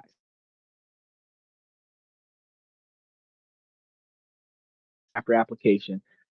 But the real opportunities, the game changing ones, are being passed around in private group chats and over casual drinks. So forget what you've been told about applying online. The most lucrative career moves happen in a hidden economy that your most successful friends already control. Take, for example, like I told you guys at the beginning of the show about a buddy of mine that's on some hard times. He could use some extra money. And I'm like, bro, let's make this play so that you can make a few hundred extra dollars a month that could subsidize your standard of living. And he argued with me when I'm providing him the financial opportunity. That's the kind of shit that make you say, you know what, fuck it, I'm not gonna do it. You know, he said skull and bones. So the dynamic is like if I'm the more financially successful friend, and then I have a financial opportunity, then I call my buddy up and I tell my buddy about the financial opportunity, and then he's going to get in on the financial opportunity. Whatever profit he gets out of that deal is going to be because he was connected to somebody in his network that was more successful than he was, right? If the roles were reversed, If I've got buddies, if I've got individuals that are financially successful, they know that there's a deal coming up, right? We're sitting down, we're having a conversation. They talk to me about the deal. If I got a little bit of money set aside and they tell me about the deal, and then I want to ante up onto the deal. We just had this conversation last week about just following the whim of somebody else and not doing your research, and how that could cost you financial strain. But if they're talking to you about this deal, you do a little bit of digging, you find enough information to give you the financial confidence to get in on this deal. You get on the deal, you get paid off of the deal. That deal was not on TikTok. That deal was not on YouTube Shorts Reel. That deal was not on TikTok's live feed.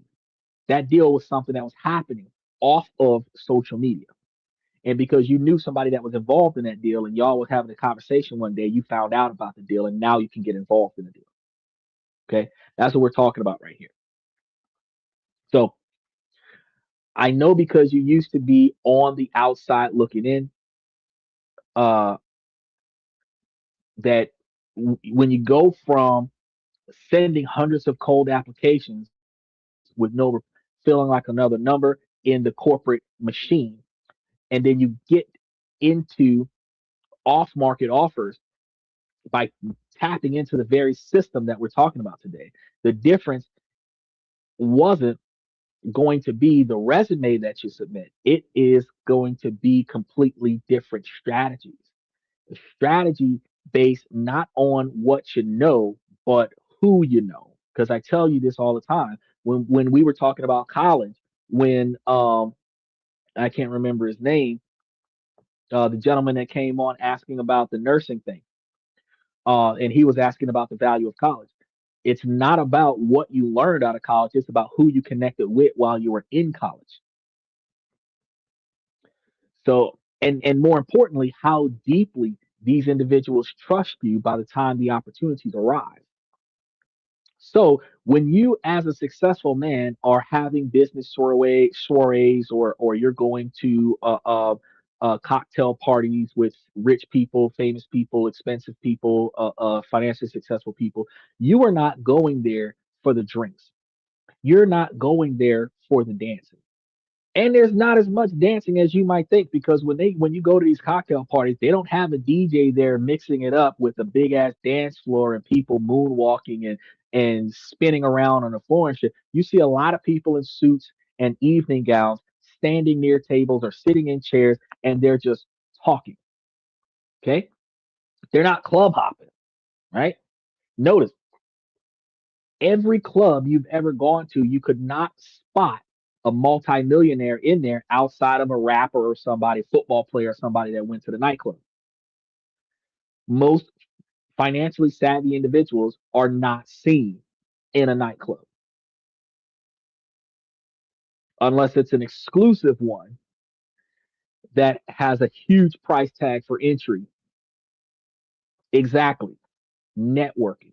And this is one of the things we cover on the show. We cover networking. So because we want to make sure that you understand what we're missing and why we haven't made it to that six figure, seven-figure position.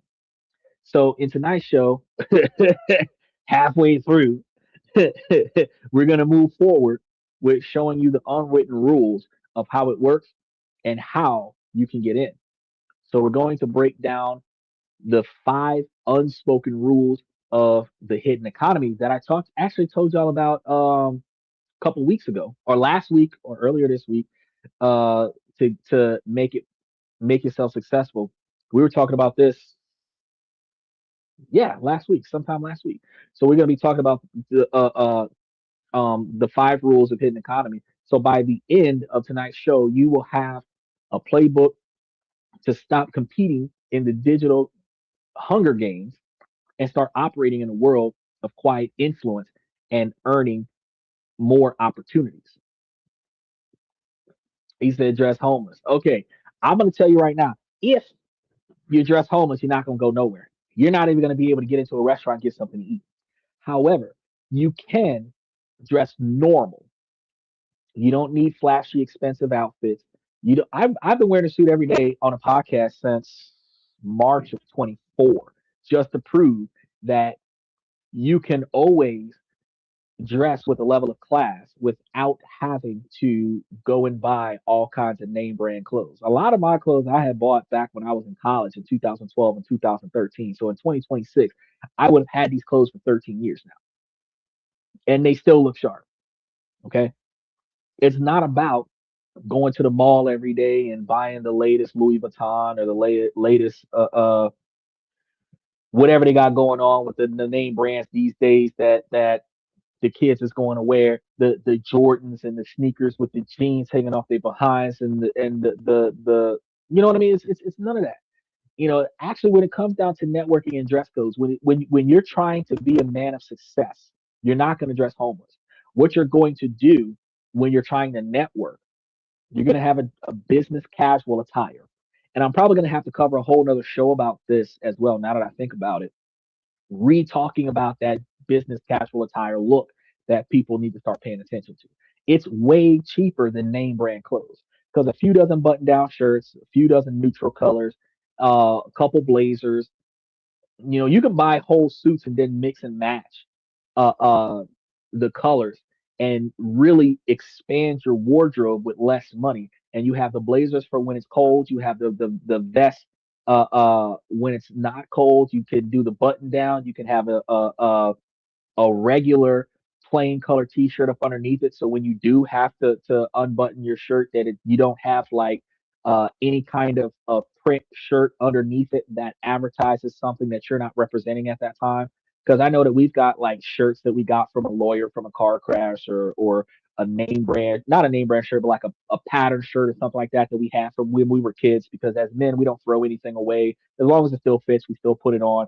But a worn out Batman shirt that we use as an undershirt, probably not a good idea because when you unbutton your blazer, now you're looking at this 1986 Batman shirt that literally came out in 1986 and you're still wearing it in 2026 and half of the print is missing. And you know what I mean? That's not what you're looking for. But regardless of what I'm trying to say is um, dressing for success. You're dressing with a level of class.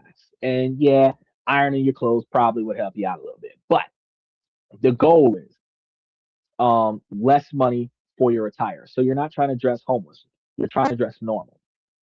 You're trying to dress like you're worth something, but you're not trying to show how much you're worth. Does that make sense?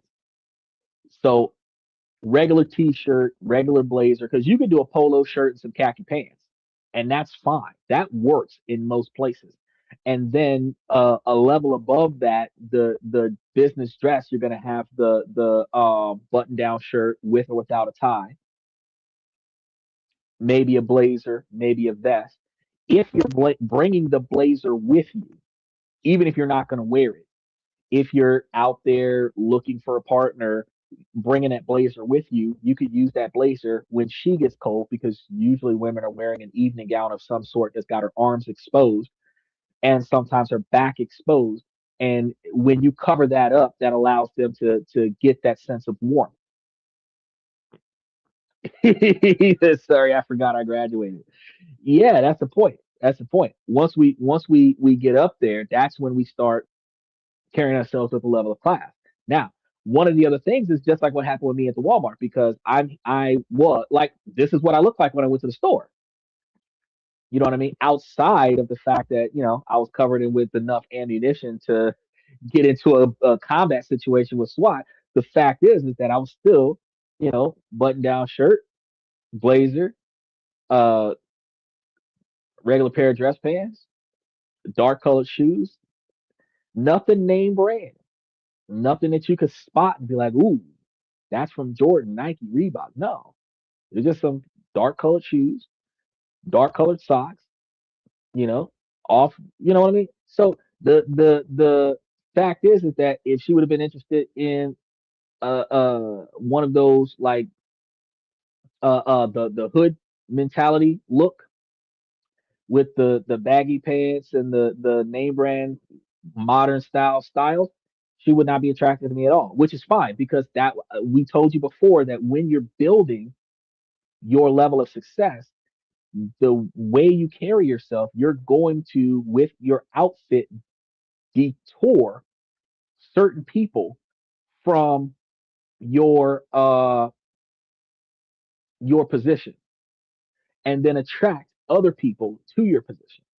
The When you carry yourself with a level of class, you're going to deter hood rats and you're going to attract higher value women. So while the chick that I was looking at might have been attractive, if she had hood rat mentality, she would not be attracted to my dress casual attire. She would have been more attracted to the Lone Star rapper attire. And I'm fine with that. He said, Please do a show on dressing better. I do want to start dressing better. My current dress code is Air Ones, Everyday Dickies, and a t-shirt. I do want to do better. Okay, I have a show for that already up there, but I will do it again. I give you my word. I'm going to put that show. I can't say I'm going to do it tomorrow. I've already got this week up there, so I'm going to try to throw it up there for like next Saturday show or something like that because I don't think I filled in next Saturday's schedule yet. But if I did, you'll see it up on the show for the week after. I'm just going to put it up because Thursday, Friday, and Saturday are for stuff like this.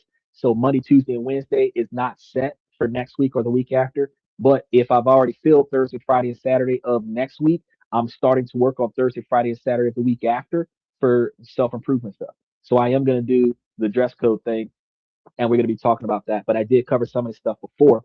I do need to do a shorts video on how to tie ties. So I might start trying to take some extra time off and do a couple of shorts videos on how to tie ties. But because I got a lot of extra days off this month, so I'm going to be trying to help you guys with some extra stuff. But yes, one of the things is like for example, your dress code, your Air Ones, your Dickies, and a T-shirt. The chick that walked past me at the Walmart might have liked your style, and she might have would have slowed down a little bit just so that you could walk over there and talk to her. And if you seen what I seen and you got the same taste that I got, you probably would have at your age went over there and tried to talk to her, get her number. But if you would have went over there to get her number, she gave off the vibe that you would have had to impress her with your wallet in order to take her out on a date at your expense, in order to find out what kind of personality she had while she's enjoying your money. I'm not going to say that she's wrong for that, but what I'm saying is that she's going to be paying attention to your wallet.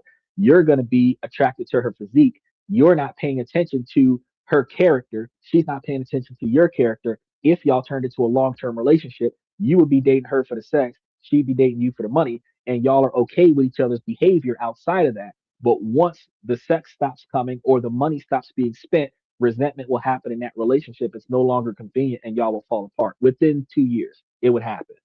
1 year, 5 months, 6 days. So changing the way you dress, change the way you carry yourself, and it's actually cheaper than what you think. You would find yourself, while you might still be attracted to the hood rats, you might still be attracted to gold diggers, you might still be attracted to the thoughts out there. They're not going to be attracted to you because you're no longer going to be wearing the Dickies with the Air Ones and stuff like that. You're going to be semi casual, button down shirt, jeans, and like penny loafers, or if you want to get some Doc Martens or something like that. They're not going to be attracted to that kind of man. They're going to be attracted to what you're wearing right now. So while you're getting girls right now, you're going to be getting less girls with the attire that you're going to have because the girls that you're attracted to are only interested in fun, and that fun is at your expense. So you're going to find that you're going to have an influx. You're going to get more compliments from older, more mature women. You're going to get less attention from the younger, fast girls, but you're going to be spending less money on entertainment of somebody else, and you're going to find more quality conversations in the women that you do talk to. So, and that's one of the things that you'll notice, Stephen. The women that continue to come back to the show, Claudia, Nicole, Cardinal Rules, or women with high value. Cardinal Rules, she said she was like 69 years old. You know, Nicole looks like she's like 35 or 36. Claudia, 37, 38. You know, these are going to be middle-aged women that have a better mentality than the average chicks that we see at the club. The average chicks that you already know that you're looking at a low-class woman when you do one thing. And I love the fact that these guys did this back in the day because you can do one thing and you can tell what kind of woman you're looking at. You know that you are looking at a low class woman if you put Cash Money Records on there, play that song, back that ass up, turn it up, put a little bit of bass on it, and watch her start twerking. If she starts shaking her behind to that song, that is a hood rat. Off the chest. Off she starts shaking her behind to that song as she passed by your vehicle. You got your hood rat. You already know. So it don't matter how attractive she is. You know what kind of mentality she's got. Okay. Now, the other problem with that is that if you're looking at a woman with class and you put that music on, she gonna look at you, turn up her nose, and walk off you. So it's a double-edged sword. However, these young chicks, you'll know what kind of chick you're getting into because if you put on that latest club song and you turn up the music, they're gonna start shaking it behind in the street. Any female that is gyrating their genitals in open public is not a woman of class. Plain and simple. And when you're trying to go from 20, 25, 30 years old to self-made man or partially self-made man because your success is going to be based on your network with me, you're going to find yourself at 60 years old with $1 million, $250,000 worth of assets that you built on your own work. You're not going to want your woman bending over in public, shaking her goods around for all the men passing by just because that's her jam, right? So when you change your outfit, when you change your attire, you're going to actually be less included in the low quality crowd, which you're going to feel uncomfortable with, but you will be more included in the high quality crowd. I just want you to know that before I air that show. Like Michael said, dress for success. Now, before we unlock the back door to becoming successful, let's get real about why the front door is going to be a trap. The public job market you see online isn't designed for you to win. It's designed for companies to filter. It is a system built for corporate efficiency, not for your specific discovery. So when a company posts a job online, they are immediately overwhelmed.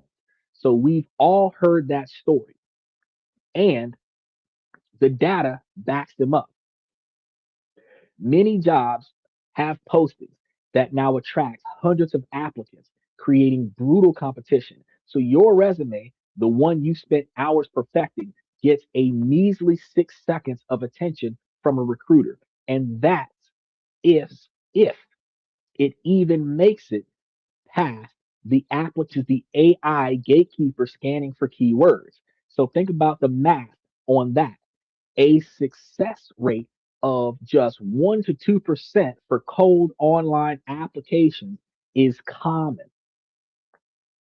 The other 98% of applicants never succeed. So you could be the perfect candidate, a true superstar. But if your resume doesn't have the exact phrasing the algorithm is looking for, you're invisible. You cease to exist. I remember sending out over 50 applications in a single weekend. And the response, crickets. It wasn't just demoralizing, it was a profound lesson. And I was playing a game back in the day with that was rigid and against me. And this was right when the internet first started being a thing. So you can imagine what it is 10 years later. The system back then was designed to say no. Now, whew,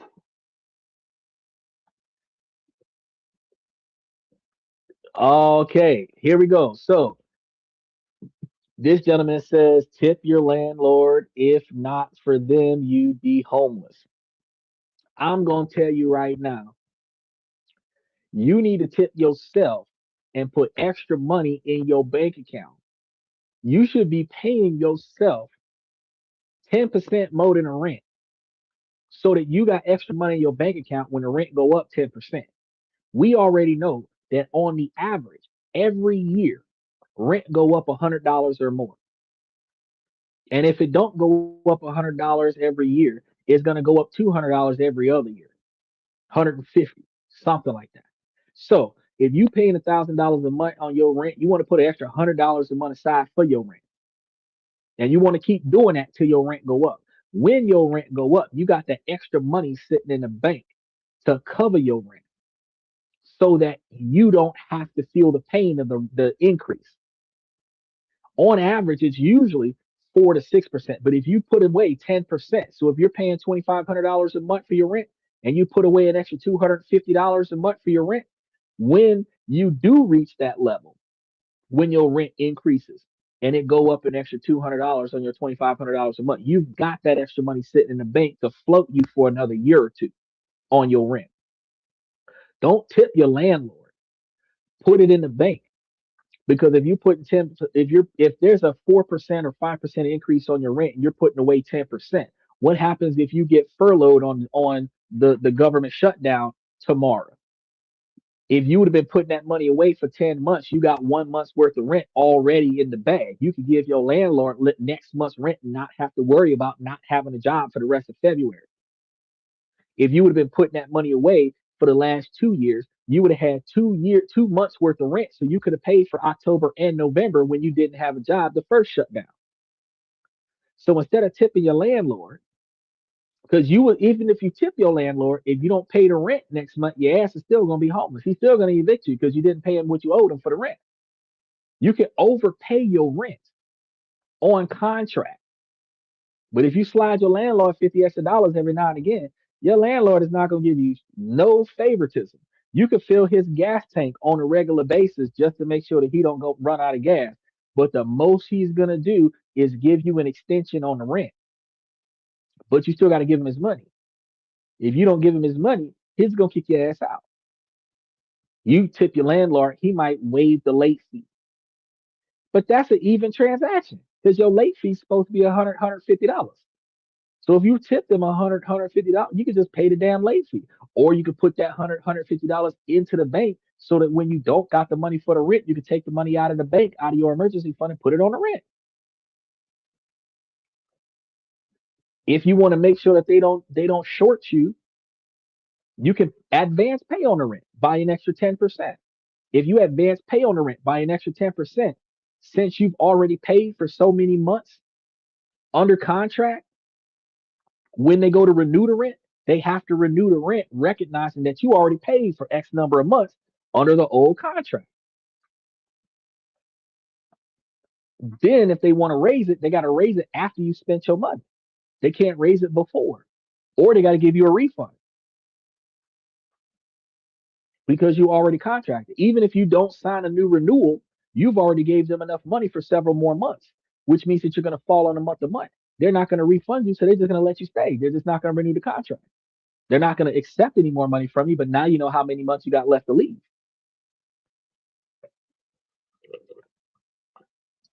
So, about this networking situation, this isn't a fluke. It is a feature. It's an estimated option that up to 80% of all jobs are filled through networking, never hitting the public boards. So, while you're fighting for a 1% chance online, the best roles are being filled quietly. So, your friend can land a job as a senior director role at a major tech company that was never posted publicly. It can start with a chat at a mutual friend's barbecue. Your future boss mentions a problem. Your friend sketched out a solution on a napkin to solve that problem. That napkin turned into a coffee meeting. That coffee meeting can turn into a custom built role. Now, your homie didn't compete with anyone. The job was created for him. This is the hidden economy in action. The psychological cost of ignoring this is immense. The burnout, the self doubt, the feeling of being disposable. It is a direct result of playing in a system that treats you like a commodity. To escape this, you have to stop thinking like an applicant and start thinking like a partner. You need to operate in an economy based on a different currency, which brings us to rule number one. In the public market, Your resume is your currency. So in a hidden economy, the currency is going to be trust. Trust is the ultimate risk reducer for anyone making a big decision, whether it's hiring a key employee or investing in a new venture or getting into a long term relationship. A resume is just a piece of paper.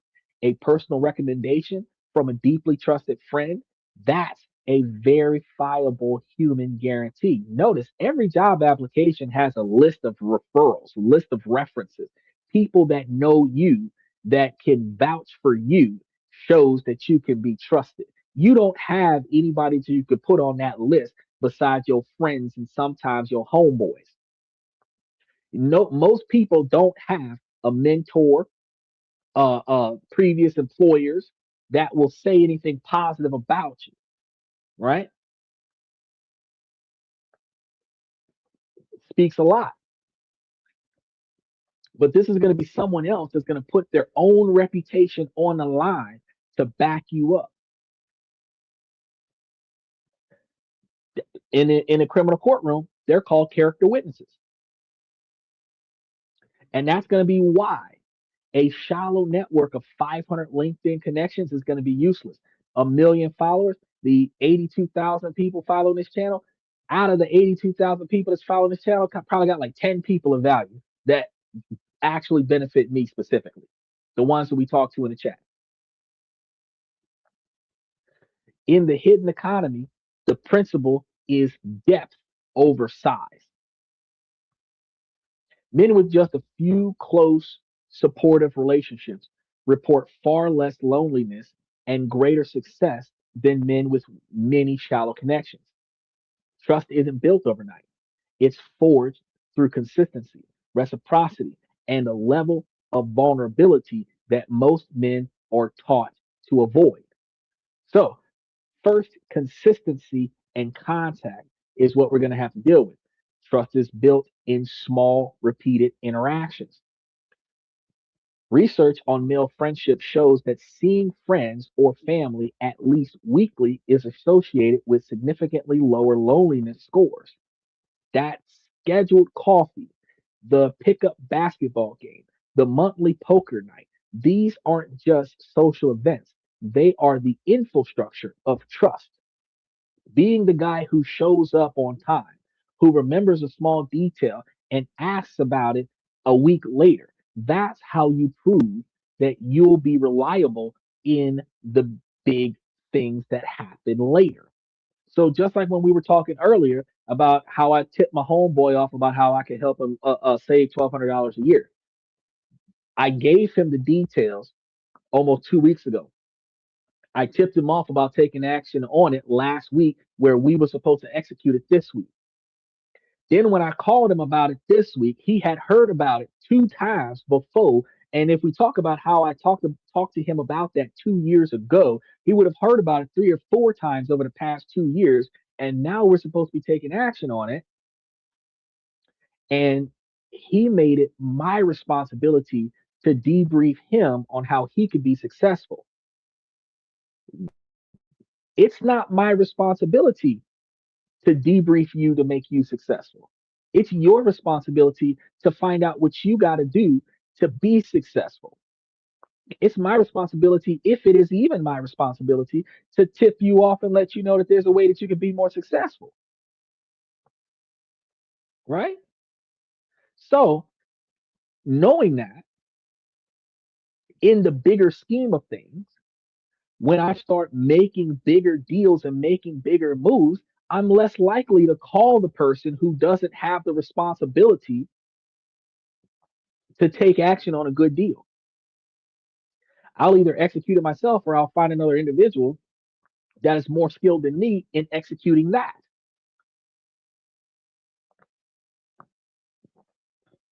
That's gonna cause a long-term old school friend of mine to not be involved in better financial opportunities. When you are gonna be the product of the 5 people you spend the most time with, you want to make sure that while you still have your long-term old school friends, that the 5 people you invest the most time in are people that are as successful than you or more successful than you, so that you can increase your level of success. You want to have 3 out of 5 people more successful than you, 2 people as successful than you. If you've got one person less successful than you out of 6, that's it. Because that person, you're one of many people that's more successful than them. In your network, you're going to have people that going to rely on you, but you need to have more people that you can rely on. But you still have to be valuable to your whole network. Okay. Because you can't leech off of the people that's better than you and then be leached off of by the people that are less successful than you, because that's a trickle down effect. You're going to be as worthless to the people that are better than you as the people that are bleeding you dry are worthless to you. You want to be beneficial to everybody in your network, and you want them to be some way, shape, or form beneficial to you. Now, second is going to be, and that's going to bring us to our next step: mutual support and reciprocity. Because a strong network is a living ecosystem, not a one-way street.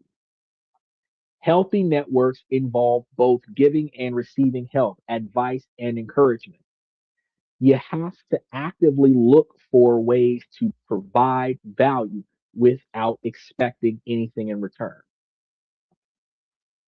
You see an article that could help a friend, you send that article to the friend. You know someone who would be perfect clients for a colleague, you make the introduction so that these 2 people meet. You're showing your valuable members of a community who can contribute to everyone else's success in that community. If I'm the go-to guy to get stuff done, you need to get something done and you don't know how to do it, you're going to come to me. Now, what does that make me? I'm the guy that knows where everything's happening. Now, if you want to know where to get involved in something, what's that going to cause you to do? Come to me. I just made myself the center of everybody's success. Now, that also allows me to get involved in any opportunities that I can benefit from as well. So, whether I get a referral fee, whether I get a commission from a sale, whether I can invest in the investment opportunity as well, or whether I can leverage my knowledge of good resources to help close a deal in a completely different area. Because you might get the buyer or the seller to sign a contract because you helped them get tickets to the Knicks because you know the coach of the team. You know, it isn't always about the direct conversation of the deal. It's about how does the person signing on with you benefit from signing on with you. That's how that works, right? The third thing, and this is the toughest and most powerful, is vulnerability and psychological safety. So our culture teaches men that vulnerability is a weakness. So in building deep connections, that's going to be a lie. Good men's groups provide no judgmental spaces where it is acceptable to express vulnerability and talk about real problems. This isn't a bitch fest about how life sucks, but when you ask someone for their advice on a real problem that you're facing, you're implicitly telling them, I respect your judgment. Then when they tell you how to resolve your situation and you attempt that, then your benefit from their advice helps you, but now they can trust you with their advice. Mentorship. It's a powerful act that builds an immediate bond between 2 individuals. The guy who only ever projects perfection might be respected, but he isn't trusted. He's impenetrable, right? Now, on the other hand, though, when you're dealing with long-term friends, you find that your friends don't have as much respect for you due to the ability to maintain a low-grade friendship. So you can disrespect each other, curse each other out, and laugh it off. But from a professional standpoint, you start recognizing that that's not the type of behavior that you condone. And you're going to find yourself starting to distance yourself from those type of people. So even your best friend from way back when, if whenever they come and talk to you, they're dropping the N word and this, that, and the third, and they're talking down to you and talking down about themselves, and you start realizing when you're going to other people and they're talking up their friends, they're talking up themselves, they're always applying value to themselves and their network when they speak to each other. I know you've got it. I know you've got the potential. I know you've got, I can guarantee you that my homie will come through. I know that he's the best one for the job. When you hear those types of conversations in other people's networks and then you listen to your network, you're gonna kind of distance yourself from the negatives because that drives a wedge from the type and the type of environment you're actually in, right? Because you want to be in the more positive, forward moving environment. I can pinpoint the moment that one of my most valuable professional relationships turned a corner because we scheduled a 15-minute call and said, "Look, I know you're busy, but I really admire how you handle whatever it was, and I completely, completely stuck in this particular situation. Could I get your brain on it?" Right now, this is going to be an immediate shift. The conversation went from professional to personal. You know, he became invested in my success. Your resume can't do that. In a hidden economy, your reputation for being trustworthy, consistent, and real is the only asset that matters, right? In any network, there are two types of players: nodes and conductors. A node is a single point, an individual. A conductor is different. A conductor is a hub. They actively build bridges between different people and groups. In a hidden economy, connectors hold a disproportionate amount of power. Research shows that people who act as conductors are more likely to generate good ideas, get promoted, and receive higher compensation, which is why I tell Stephen all the time, you have to be an asset in your company, even if you don't like the job. Why? Because you can get a promotion, which gives you more raises. But the promotion can also give you the authority to delegate your job to other workers so you can do the parts of the job that you want to do and they can do the parts of the job you don't want to do. You can take on parts of their job that they don't want to do that you don't mind doing, and then they can take parts of your job that you don't want to do. And because y'all are working as a team under your authority, as long as the job gets done, you get the praise. But if you're the guy at the bottom, you got to do what you're told. So instead of being glad that you've got the cool supervisor that lets you listen to the podcast while you're on the clock, you could be the cool supervisor that allows everybody to listen to the podcast while they're on the clock. That's the difference. And you would be getting paid more. And you would be the supervisor that's passing by everybody else, like, oh, you're listening to this and that too. So am I. You know what I mean? And you would just be passing by. You're not even doing all the heavy lifting. So how do you evolve from a node to a conductor? Well, first think in triangles. Most people think in straight lines. What can person A do for me is what most people think. A conductor meets person A, and while talking to person B, their brain is asking, how could person A and person B benefit from knowing each other? That's a big difference. Okay. So then they make the introduction.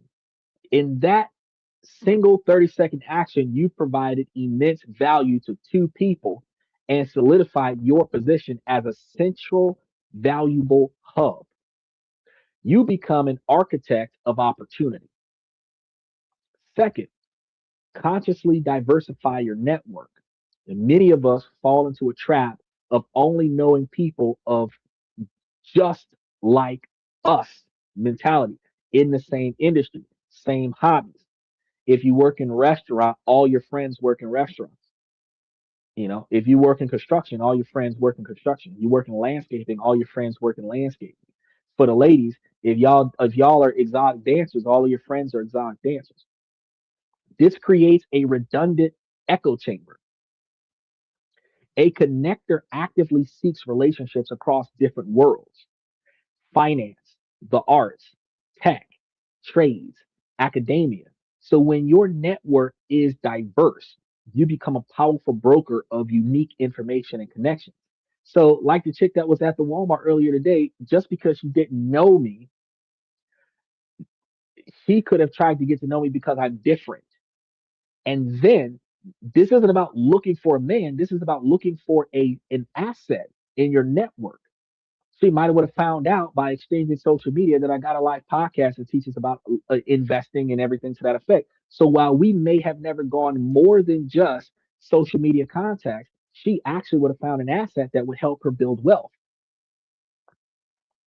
instead of just thinking, "Oh, he's going to try to talk to me to get in my pants." She could have thought, "Well, he's different. He might have something that I don't have. Let me get to know him and see what he's got." Now, that type of mentality is going to work on both sides of the fence, ladies. So a man can actually talk to a woman not because she's attractive, but because she might actually bring value to his network. Now it's not about whether or not you're a single woman. It's not about whether or not you're a mother with kids. Now it's not about whether or not you put out. Now it's about what can you do to bring value to my network. If you're an OnlyFans being valuable to the network, but if you're an OnlyFans girl that's investing in stocks and real estate and brokerage accounts, this I could probably connect you with somebody. Notice it ain't about what you do on the sidelines, but if you're willing to invest in a big major project that I know exists, I can connect you with the seller. You could turn you a profit. They can close the deal. I might even be involved in that deal. I could retain some type of commission for helping close the deal, but I'm an asset to the two of y'all. So it's not about me being a guest star on your OnlyFans show. It's about me connecting you with finance to somebody who needs finance.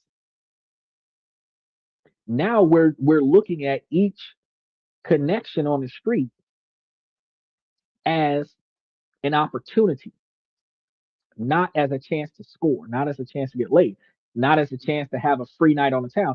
It is an opportunity to expand your network in a successful fashion.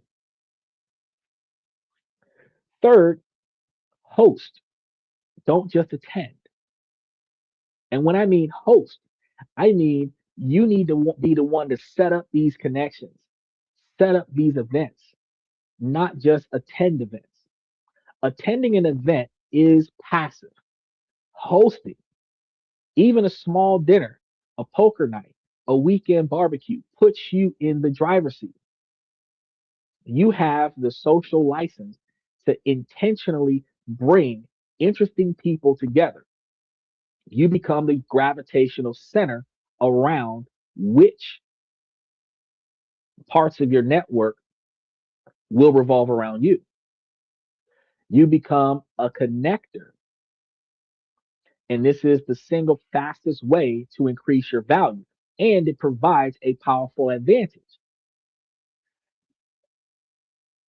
Crisis optionality.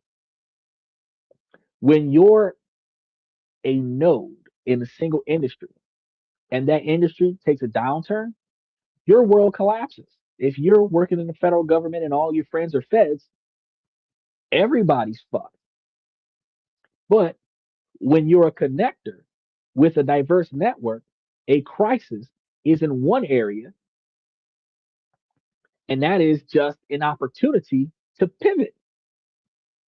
Because anybody who's working for themselves is showing you how to make money on the side, and you should be able to get involved with that before you got furloughed.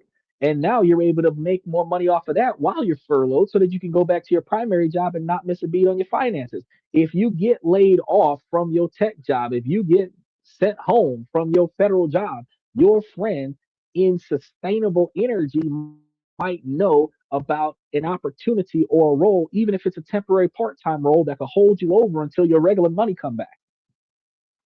A wide variety in your network gives you more exit routes if you need to leave a job or relocate fast or navigate trouble without going broke on retail prices uh, uh, that help you become more successful. And you'll become anti fragile as a result. All right, now we're halfway through. Well, shit, we're three-quarters of the way through because we've been on the show for 2.5 hours, so we're no longer halfway through. When I wrote the script, I thought we would have been like 45 minutes into the show, but we're 2.5 hours into the show right now. So if you're tired of playing the game on hard mode by blasting out resumes, then make sure that you do me a favor and hit that subscription button if you haven't done so already. Like tonight's show if you haven't done so already.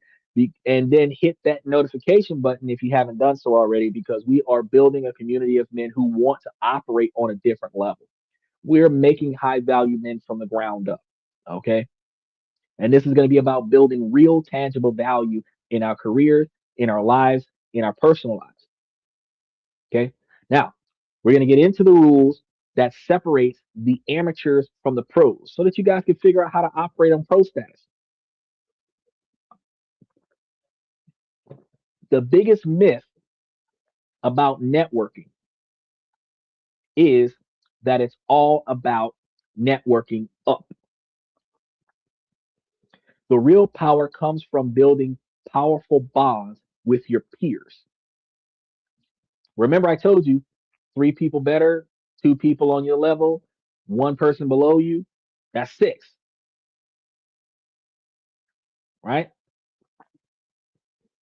Value in the hidden economy is most effectively delivered sideways, the two people on your level. The people at your level right now are the future leaders of the country. So if you're 25, 30 years old, having a bunch of 60-year-old guys on your network, yeah, that's good to get you up there. But the guys that are 25, 30 years old or in 30 years are going to be running the country. You know, I'm 40, 30 years, I could be running for president, right? However, you're 25. In 30 years, you'll be 55 and you'll be knowing the next big notable Fortune 500 companies around the country if you're maintaining a good network. They're going to be the colonials who will become generals. So by investing in these relationships now, you're building a shared foundation of trust that will pay dividends for decades to come. So you've got that one buddy that kind of has a little bit of ambition, but they're stubborn, hard headed, and they don't follow instructions. But if you stick with them long enough, there is a strong possibility that he might actually become somebody. Stick with him. At the same time, you also know that if he's not amounting to anything, that you don't want to invest as much in him as some of the other people that's on your level that are actually striving to be something. You guys will rise together. So, how do you strategically build sideways? First, you want to leverage the power of shared interest and purpose. The strongest male bonds aren't farmed at sterile networking events. They're forged in the fires of shared struggles or common goals. This is why communities built around sports, professional groups, or volunteer projects make connections feel natural and less forced because men bond while doing stuff instead of Q&A with one another. So you join that rec league team. You start a side project with a few talented friends. And in these environments, you're not networking, you're collaborating, right? But it's still going to build a network though. So don't just leave it on the court, or in the office. Go beyond the activity. During or after shared activities, ask one real question like, how are things really going at work? Instead of just staying on small talk. Then create space just to talk. Invite a guy for coffee or walk where the main event is the conversation. If he shares something important, follow up later, text him. You mentioned things were rough last time. How's that now? That's exactly what happened with my buddy when he was talking to me about financial problems. Actually, last year in September and October when they had the flood and everything, and then um, we were talking about how his money was changing because he went from being an Uber driver to working in a tech company, and then he went from the tech company, and then he started doing the health insurance and side by side with the tech company and all of this other stuff. So then this year, when he was talking to me about the financial thing, I reached out to him and said, "Hey, I've been offering you this financial opportunity. Do you want it now that your money's tight?" Then when he said yes, then I said, "Well, let's set you up with it next week." Then he fell through on his own financial opportunity.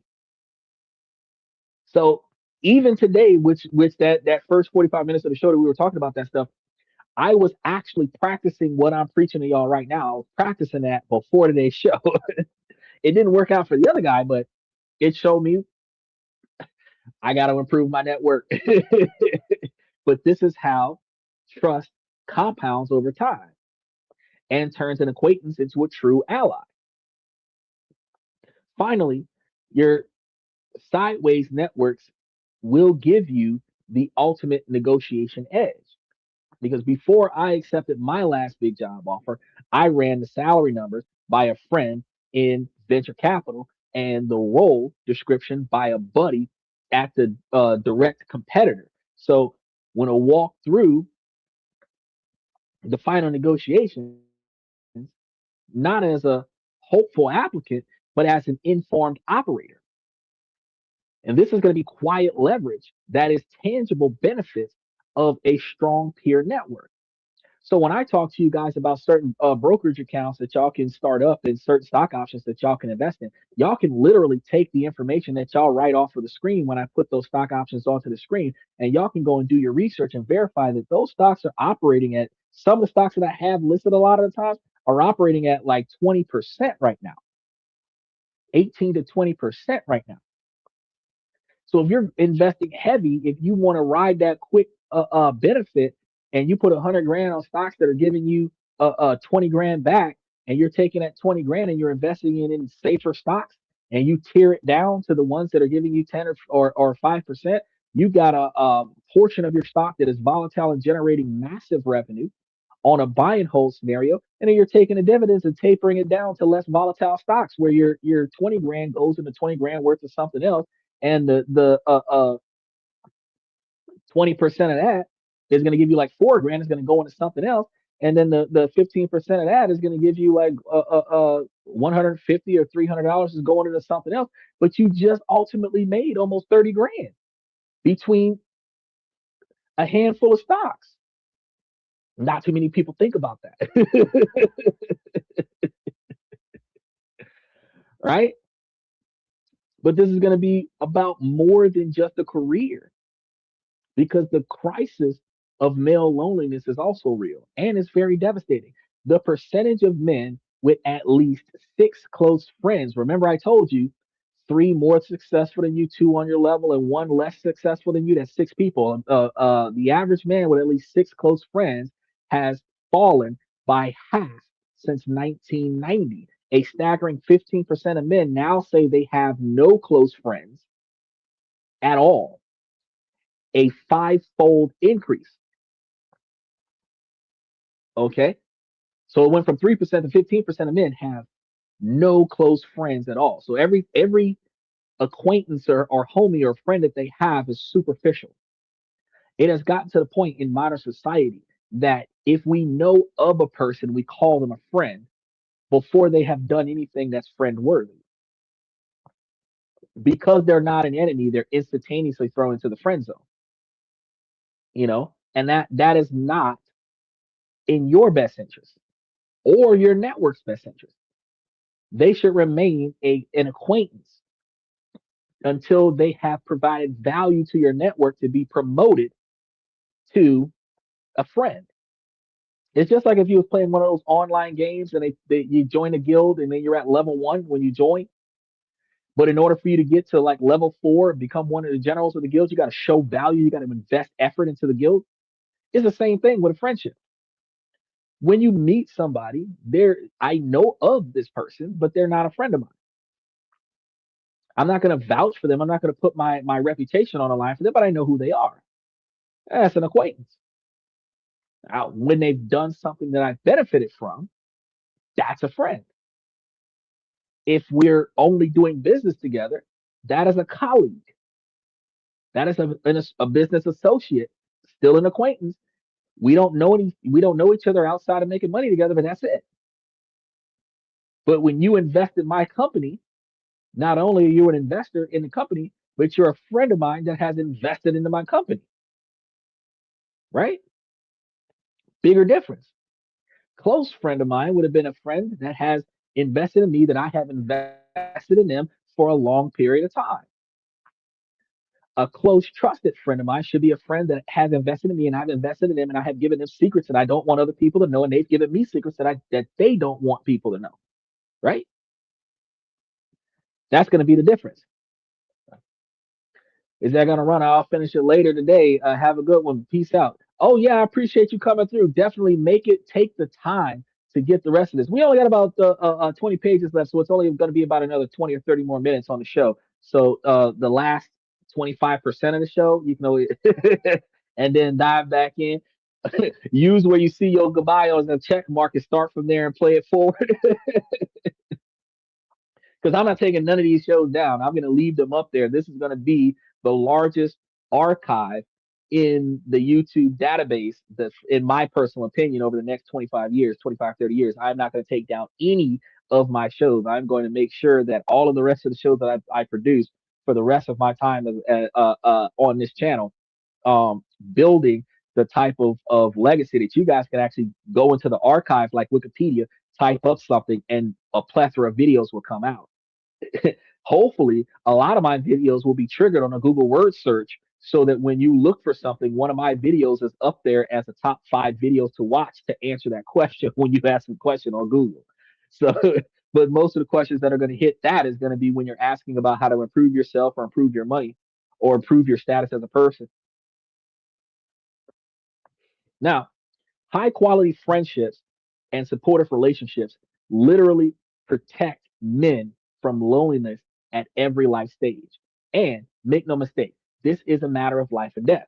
Chronic loneliness and a lack of close friends are linked to worse mental and physical health, with an impact comparable to risks like obesity or smoking 15 cigarettes a day. So if you find yourself smoking 10 or 15 cigarettes a day, you're probably combating feelings of loneliness. Now, building your sideways network isn't just a career hack, it is one of the most important things that you can do for your health and your well being. In a weak transactional network, asking for something is going to feel awkward. You risk being seen as a taker. But in a strong, trusted based network, this dynamic is inverted. A well structured ask isn't a burden, it's an opportunity for the other person to help and strengthen the relationship. The key is that it's an art form, and most people are terrible at it. That's why when my homeboy came and told me that he was broke, and I told him a way that I could help him save a little bit of money, instead of him being responsible and diving on it, he was irresponsible and made it my responsibility to carry him to a financial benefit when he's the one that needs money. People are bad at it. The wrong way is lazy and entitled, which is what he tried me with. Hey, can you get me a job at your company? Hey, can you give me the opportunity without me having to do anything about it? The right way is specific, respectful, and makes it easy for the other person to say yes. First step you got to do is you got to be incredibly specific. Ask for something small and defined. I'm trying to better understand the culture in the market department. You're trying to get some knowledge about marketing. Would you be open to a 15-minute call next week to share your perspectives? Being able to give me your insight. Step two, you want to do your homework first because you don't want to go to this conversation with no information, which is what my buddy failed to do. When I'm telling him about how I can help him out by adding him to the phone line, he should have been able to do his research and at least call the phone company and see how he could go about doing that so that he knew, well, the best way to do it, because yeah, we could do it over the phone, but they would end up having to mail him a SIM card. In order for him not to be without a phone for a reasonable period of time, he would have to go down to the store and pick up the SIM card same day, which means that the transaction would have to happen at the store in order for him not to have an interruption or a long term interruption. If he would have known that by doing his own research, then when I called, he could have been able to articulate, I know we got to go to the store, but I don't have the time because I got to go to my next job. Can we do this on another day when I have more free time? But with my buddy, he knows that I'm busy on Friday. He knows that I am free on Thursday. He is not valuing my time on Thursday. And then he's going to ask me, can we just do it tomorrow? No, no, we can do it next week on this exact same day because this is the day that I'm available. Now, if you're not going to do it during this day when I'm available, then it's not going to get done. It doesn't bother me if and when you do it because we could do it next month. Your current billing cycle, you're going to have to cover one way or another. But once you do it, you no longer will have a billing cycle. So I don't give a fuck if you wait until Christmas. But the faster you get it done, the quicker you stop having that financial expense. That's the difference. So after you do your homework, you've invested your own efforts into being successful. Instead of, can you get me a job or can you get something from me or could you just hand me some money? You try this. I saw your company posted a senior project manager role, and I've been researching the team and mapped my experience to their requirements. Would you be comfortable forwarding my resume to the hiring manager with a brief note? You've done 90% of the work, which is what I did for him, 90% of the work. You've made it easy for them to be the hero for you. I made it easy for him so that I could be the hero for him. And all he had to do was just be responsible, right? So flipping the script. If I needed something from somebody, I've done all of the work. All I need you to do is pass this message along, and you will be my saving grace. That's easy to do. Step three, always give them an easy out, an easy way for them not to do this, or an easy way for them not to still be burdened by this after they've done what they've done.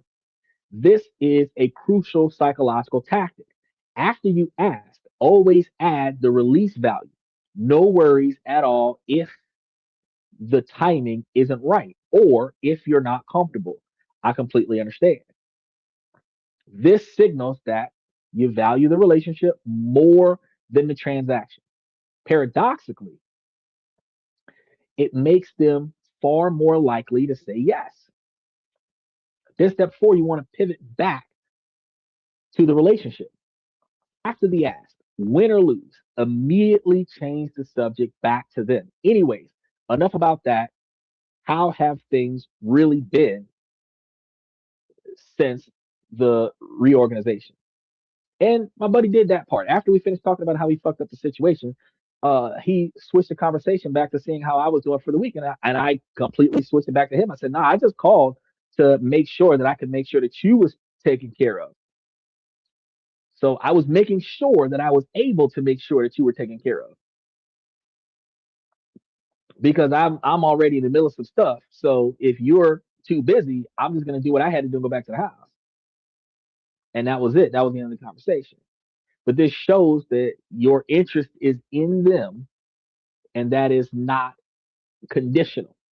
Mastering the art of the ask transforms your network from a passive list of contacts into an active dynamic support system. Now, this final rule is the most profound. The network isn't just about getting a job or a deal. It is about building a foundation of identity and support that exists completely independently of your job title. This is going to be your psychological armor. And this is going to benefit you in a lot of ways because not only does this work with getting a good job, this also can work with finding a more positive relationship. Because let's say for example, I've got 5 or 6 dudes that know who I am. They know my type. They know that I'm rocking single. They know enough about me to be able to promote me to a female that they believe would be a good fit for me. After they've talked to her enough, they would be able to be convincing enough for her to be interested in what is called a blind date. The okay from her. Then they would come to me and be like, hey, I know somebody that you might be interested in. And they will give me all of the information that I would need to be wanting to know what she's about. Then, if I agree to the scenario as well, then they would connect us on a blind date scenario, or at least get us to exchange information so that we can start talking to one another so that we can set up that blind date situation.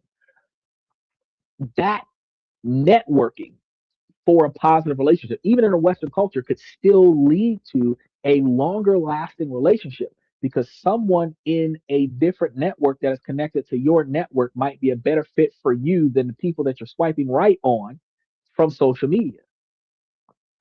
And because that person is directly connected to your network, you have access to that person, which allows you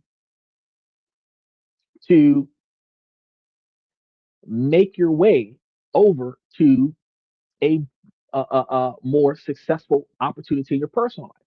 In the public market, your identity is often going to be fused with your job. You're a senior analyst. Your self worth becomes dangerously fragile when that happens. If you get laid off, your identity is going to shatter. You're no longer a senior analyst. The hidden economy is going to allow you to build a more robust, diversified identity. You are not just a job title, you are a conductor and a mentor, the guy who organizes the annual camping trips. This armor makes you unshakable. So, yeah, what happens if you lost your analyst job? That's something that y'all can talk about on the camping trip, which also means that if you've been doing a good thing with your analyst job and you only lost it because the company was a government funded company and they got furloughed, then the people on a camping trip can refer you to a company that's looking for an analyst. You can get a middle management job because you've already got experience as an analyst for the federal government, where you didn't even know that this job was available because your identity is not the job. The job is just what you do. Your identity is how you impact your network, right? A layoff becomes a logistical problem, not an existential crisis, because your core self worth remains intact. Look at my identity on this channel. I literally am the guy that brings all of the information to you for your financial success. What I do for a living doesn't impact your value in my information. Whether I'm successful or not, as long as I go live every day, the information that you get from the poor 420p pixelation to the drop frames and the signal drops and the disconnection and reconnections, regardless of even the low quality video feed, you still value the information that you're getting from me because you came here for the information. You didn't come here for entertainment. You didn't come here for high definition. You didn't come here because of the kind of career that I have. You didn't come here from the kind of money that I got sitting on the table next to the video camera. You came here because of what you get from me when you come, because I'm a conductor. This psychological armor has tangible benefits everywhere. So first is relationship proofing, because a man with a strong social network is a more stable partner. He isn't reliant on his romantic partner for 100% of his emotional support. A robust male network prevents the common pattern where a man's only emotional outlet is his emotional partner, which will strain the relationship and make breakups catastrophic because he's going to have to go through a massive detachment phase because he's going to be unhealthily codependent to the woman because of his lack of outlet. It's going to signal emotional immaturity. Well, no, actually, having your stuff together and having a network is going to show emotional maturity, but not having that network is going to show the immaturity.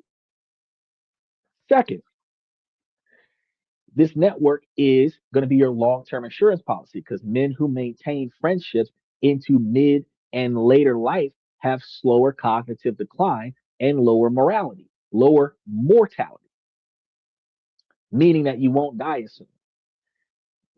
These are the friends who will advocate for you when you're older.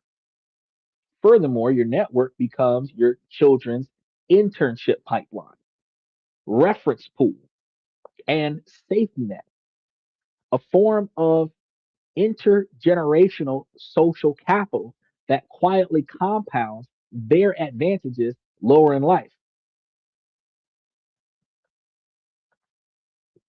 A man needs multiple outlets. That's right. Make sure that you like and subscribe when you come through here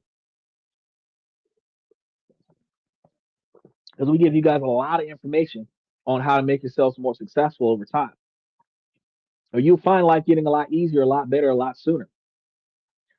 Finally, your network will act as a propaganda filter, which is how my interaction happened earlier today. It was a filter. We're bombarded with defeatists or exaggerated online narratives about careers, dating, or even politics. And we cover all of those on the show. So when you have a diversified network of real operators on the ground, you have a built in reality check. You can call your friend who runs a factory floor ass and ask them, what are your you experiencing in your particular field? You get to operate with better information than the general public who's going off of those clickbait TikTok feeds. Building this psychological armor is the ultimate end game. It's about building a life so robust and rich in human connection that you're insulated from the shocks of any single career path. So let's bring it all together after everything we've done today. The world that you've been told to compete in, the world of online applications and digital resumes, is a numbers game where the odds are stacked against you.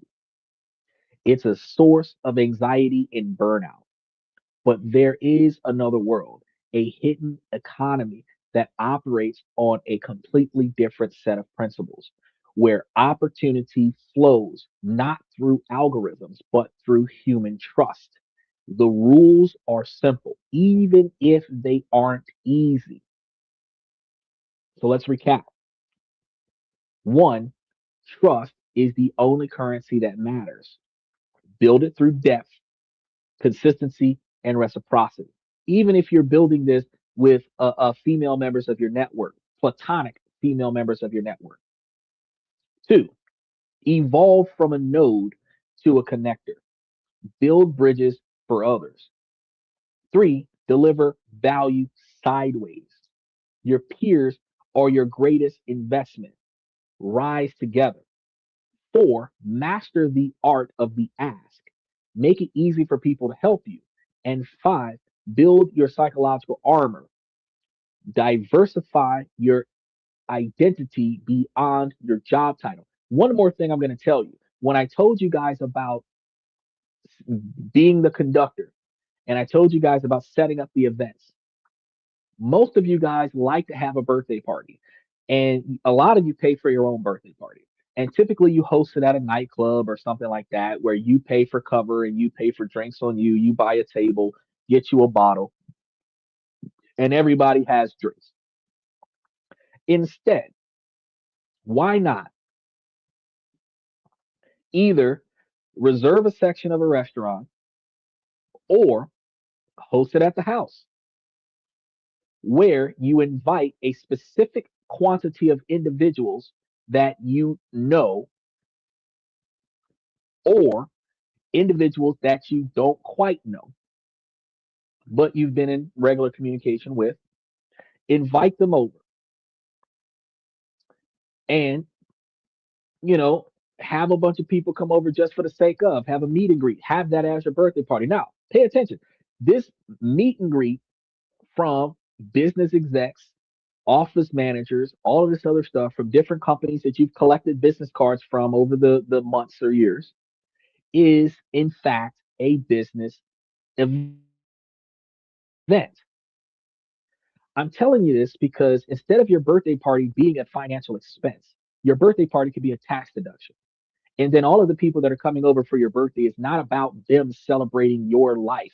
It's about you meeting new people so that you can have more business opportunities going forward.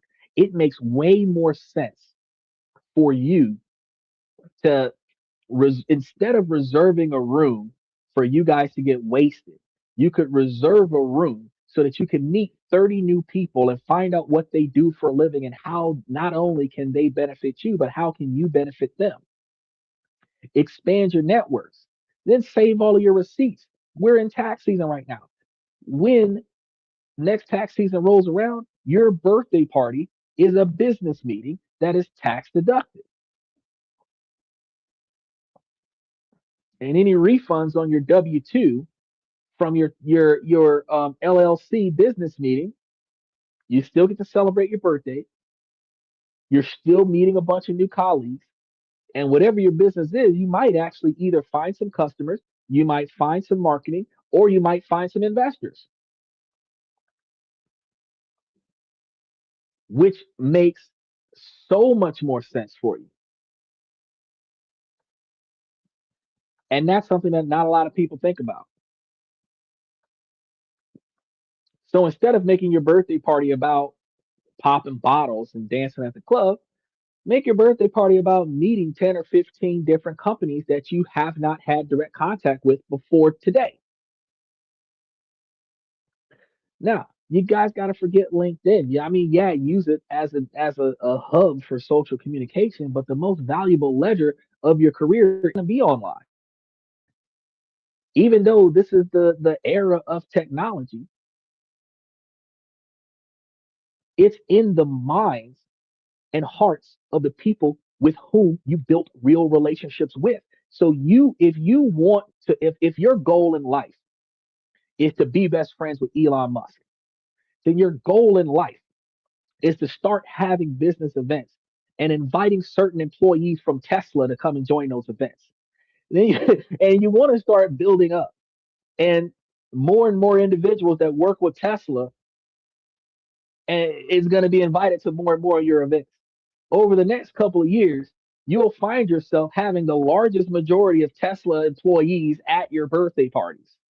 And eventually Elon Musk is going to hear that a large number of Tesla employees is going to an event that is not hosted by Tesla. And eventually he's going to tiptoe into this event and see what the fuck's going on. And eventually you get to shake hands with Elon Musk because he's got an open invitation if he ever decides to show up. You've got to understand networking comes from you putting effort into getting to know people that you don't know and then maintaining those relationships. Because two things you can do about that. You can host an event for yourself to invite a bunch of people that you didn't know and get to know them. Then you can host a second event to uh, uh, uh, do a happy birthday for them. Now, what happens if you host a birthday party for somebody else? A person of value will reciprocate. So let's say I host a party for myself for my birthday. I invite 30 people. I find out that one of y'all got a birthday next month or the month after. Now, I host your birthday party at my location. What say you? I host one birthday party per year for 12 of the 30 people that I met. Now, those 12 people are likely to do one or two things: pool their money together and give me a better birthday party next year, Or they're going to bring a bigger gift. They're going to bring an extra person. They're going to, oh, yeah, he gave me a fantastic birthday party, which is a reference. Now, once a month, you're having a business meeting. Each business meeting, you're eating good food, drinking good drinks, and enjoying time with people that are successful. Now you got 30 people in your contacts that got fucking money, network, power, influence, connections that you didn't have before. So instead of your birthday being about twerking upside down in a nightclub, why is your birthday not about being on Elon Musk's to-do list in the month of 2026? See what I'm saying? See the difference in making yourself a conductor versus being the kind of person that just benefits from showing up places, because you can be a wedding crasher. You can be a wedding crasher and go to everybody's wedding and they just know that you're going to be there. And yeah, you'll benefit from the food and the drinks and the free parking and whatnot.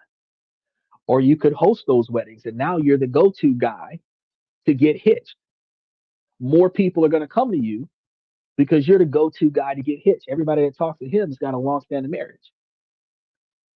You can start charging for that. Even with those business meetings, you can start inviting people to the business meetings for free. Then, when so many people start coming, you can start renting out venues to house 150 or 200 people and then charge them cover to get into your birthday party. They're going to pay to cover because it's a business meeting. So instead of y'all giving the bouncer $40 to get into the club, they could be giving you $40 to get into your birthday party when it costs you $20 a person to rent out the venue. You could turn a profit off of the business meeting or at least break even financially and still use it as a tax write off. But you just met 100 people. And out of that 100 people, you should be able to pay homage to at least 12 of them out of the year. And if you did 12 different people every year out of the 100 people, you did so and so's birthday last year, but you're going to do so and so's birthday this year. First thing they're going to say, oh, yeah, he did my birthday last year. See how this works? Now, when your birthday happened, well, shit, if you just put down $200 on so and so's birthday or $300 on so and so's birthday last year and the year before, you did somebody else's birthday the year before, then when you start charging $60 a person, well, shit, he put like $300, $400 on my birthday. I don't have a problem with paying. Cause he throw good parties. See what I'm saying?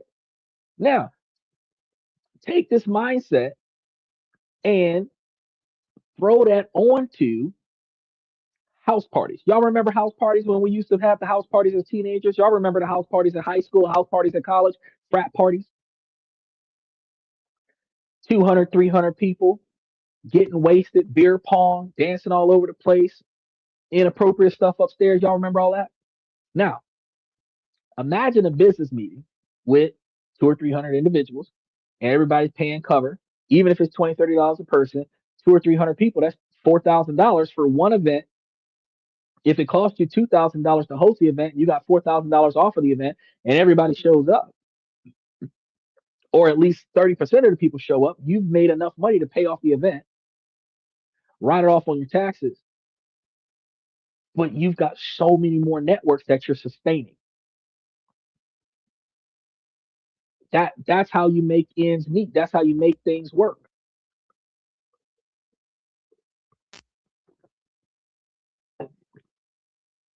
This isn't about cheating the system. It's about realizing the system that you were taught to follow is fundamentally broken.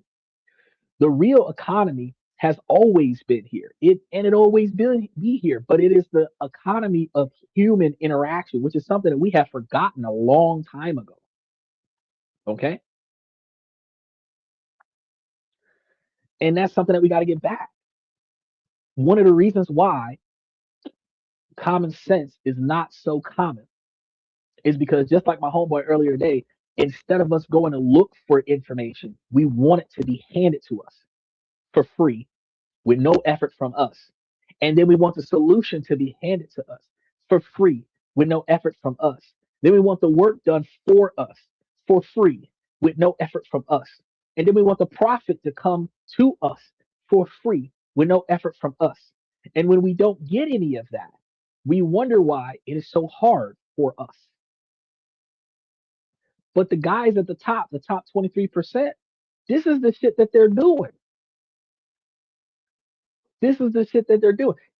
You should be able to have an inventory of all of the people that are coming to your event, because now you're not just throwing out a bunch of business cards, you're throwing out a bunch of invitations to a bunch of individuals, and then you're going to have them listed plus one. Then you're going to give the names of everybody who came. Now you can show on your tax return that you held a business meeting with 48 or 50 people, 10 from Ford, 15 from Tesla, 16 from Chevrolet. You see what I'm saying? You can show who are they and what company do they represent. And when you're able to show that, you're able to do a tax return that shows that you had 13 companies at your birthday party, which is a business meeting, as a tax deduction. So instead of entertaining other people for the sake of getting self validation from other people's external validation, you can actually make this not about you, but make it about your future and the connections that you have in your future.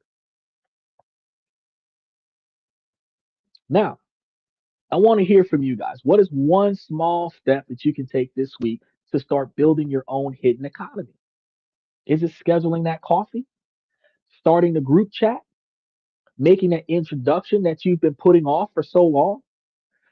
Drop these ideas into the comment section, and let's hold each other accountable to build this community together, because the more people that come to this podcast, the more people that benefit from this and that, the better all of us will be. And it's going to be universal, because as higher value men, the more effort we put into becoming higher value men, the more value we have for the dating market for those of us that are looking for a companion. The more value that we put into the dating market, the more valuable women will come out of hiding. The more valuable women come out of hiding, the better relationships we have. The flip side of this is that the more valuable men that are found on the market, the more women are going to start prioritizing themselves to be women of value. The more women that are prioritizing themselves to be women of value, the easier it's going to be for men to find women of value. But as long as the men are not valuable, the women don't have to be valuable, because you take what you can get, because you ain't worth shit anyways. But the more men that are of value, the more women will become valuable to gain that man. So it benefits you in more than one way. Now, what we're going to start doing now is, because I got tomorrow's show up there, I'm going to be putting a couple extra shows up there, and I got to go and set up that show that Steven wanted me to set up. Because first of all, we got to set up Tuesday's show for Michael, because we're going to be talking about concierge nurses, and then we're going to be setting up the show for Steven about how to dress professionally, semi-professionally as a man. We're going to be getting all that information out there for you, so that you can improve yourself and improve your wealth and improve your image all the way around. Now, on my way out, I want to say, ladies, as long as the situation doesn't make sense, I'm going to keep asking you ladies to make it make sense. So ladies, please make it make sense. And then fellas, I give y'all this information to help y'all become higher value men, because if you can pay attention to the things in your life that you can control, that you don't like, and make the necessary changes to change that, then you can navigate around the things that are outside of your control. And then ladies, you too, while this is a male driven podcast with a male perspective, can make yourselves higher value women by taking this information and putting it towards finding your 20-year plan, and then putting effort into succeeding with that 20-year plan. And if you keep an open mind and pay attention to the people around you, you might find you the kind of man that'll help you improve your ability to achieve your goal just that much faster. So with that being said, I want to thank you guys for coming to This and That. I'm your host, Xander, where we talk about this, that, and everything in between. And I'll see you guys.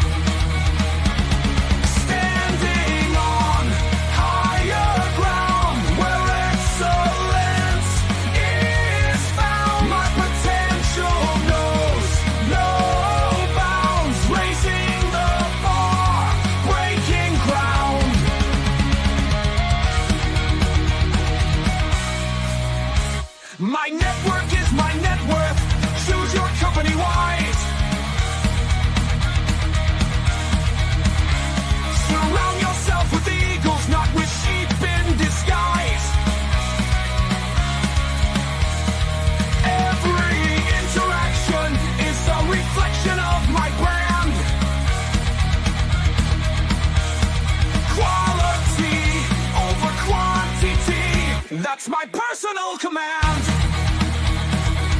I'm not mounted on higher ground where excellence is found. My potential knows no bounds, raising the bar, breaking ground.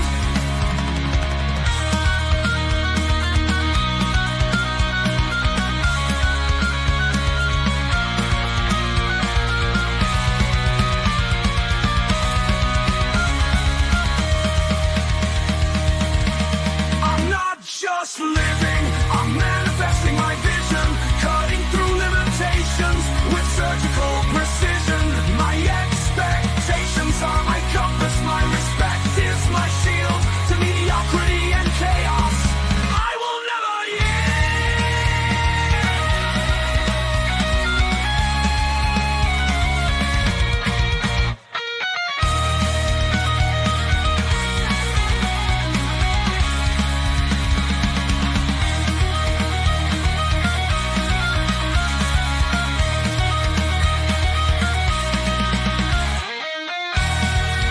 I'm not just living, I'm manifesting my vision, cutting through limitations with surgical precision. My expectations are my compass, my respect is my shield to mediocrity and chaos.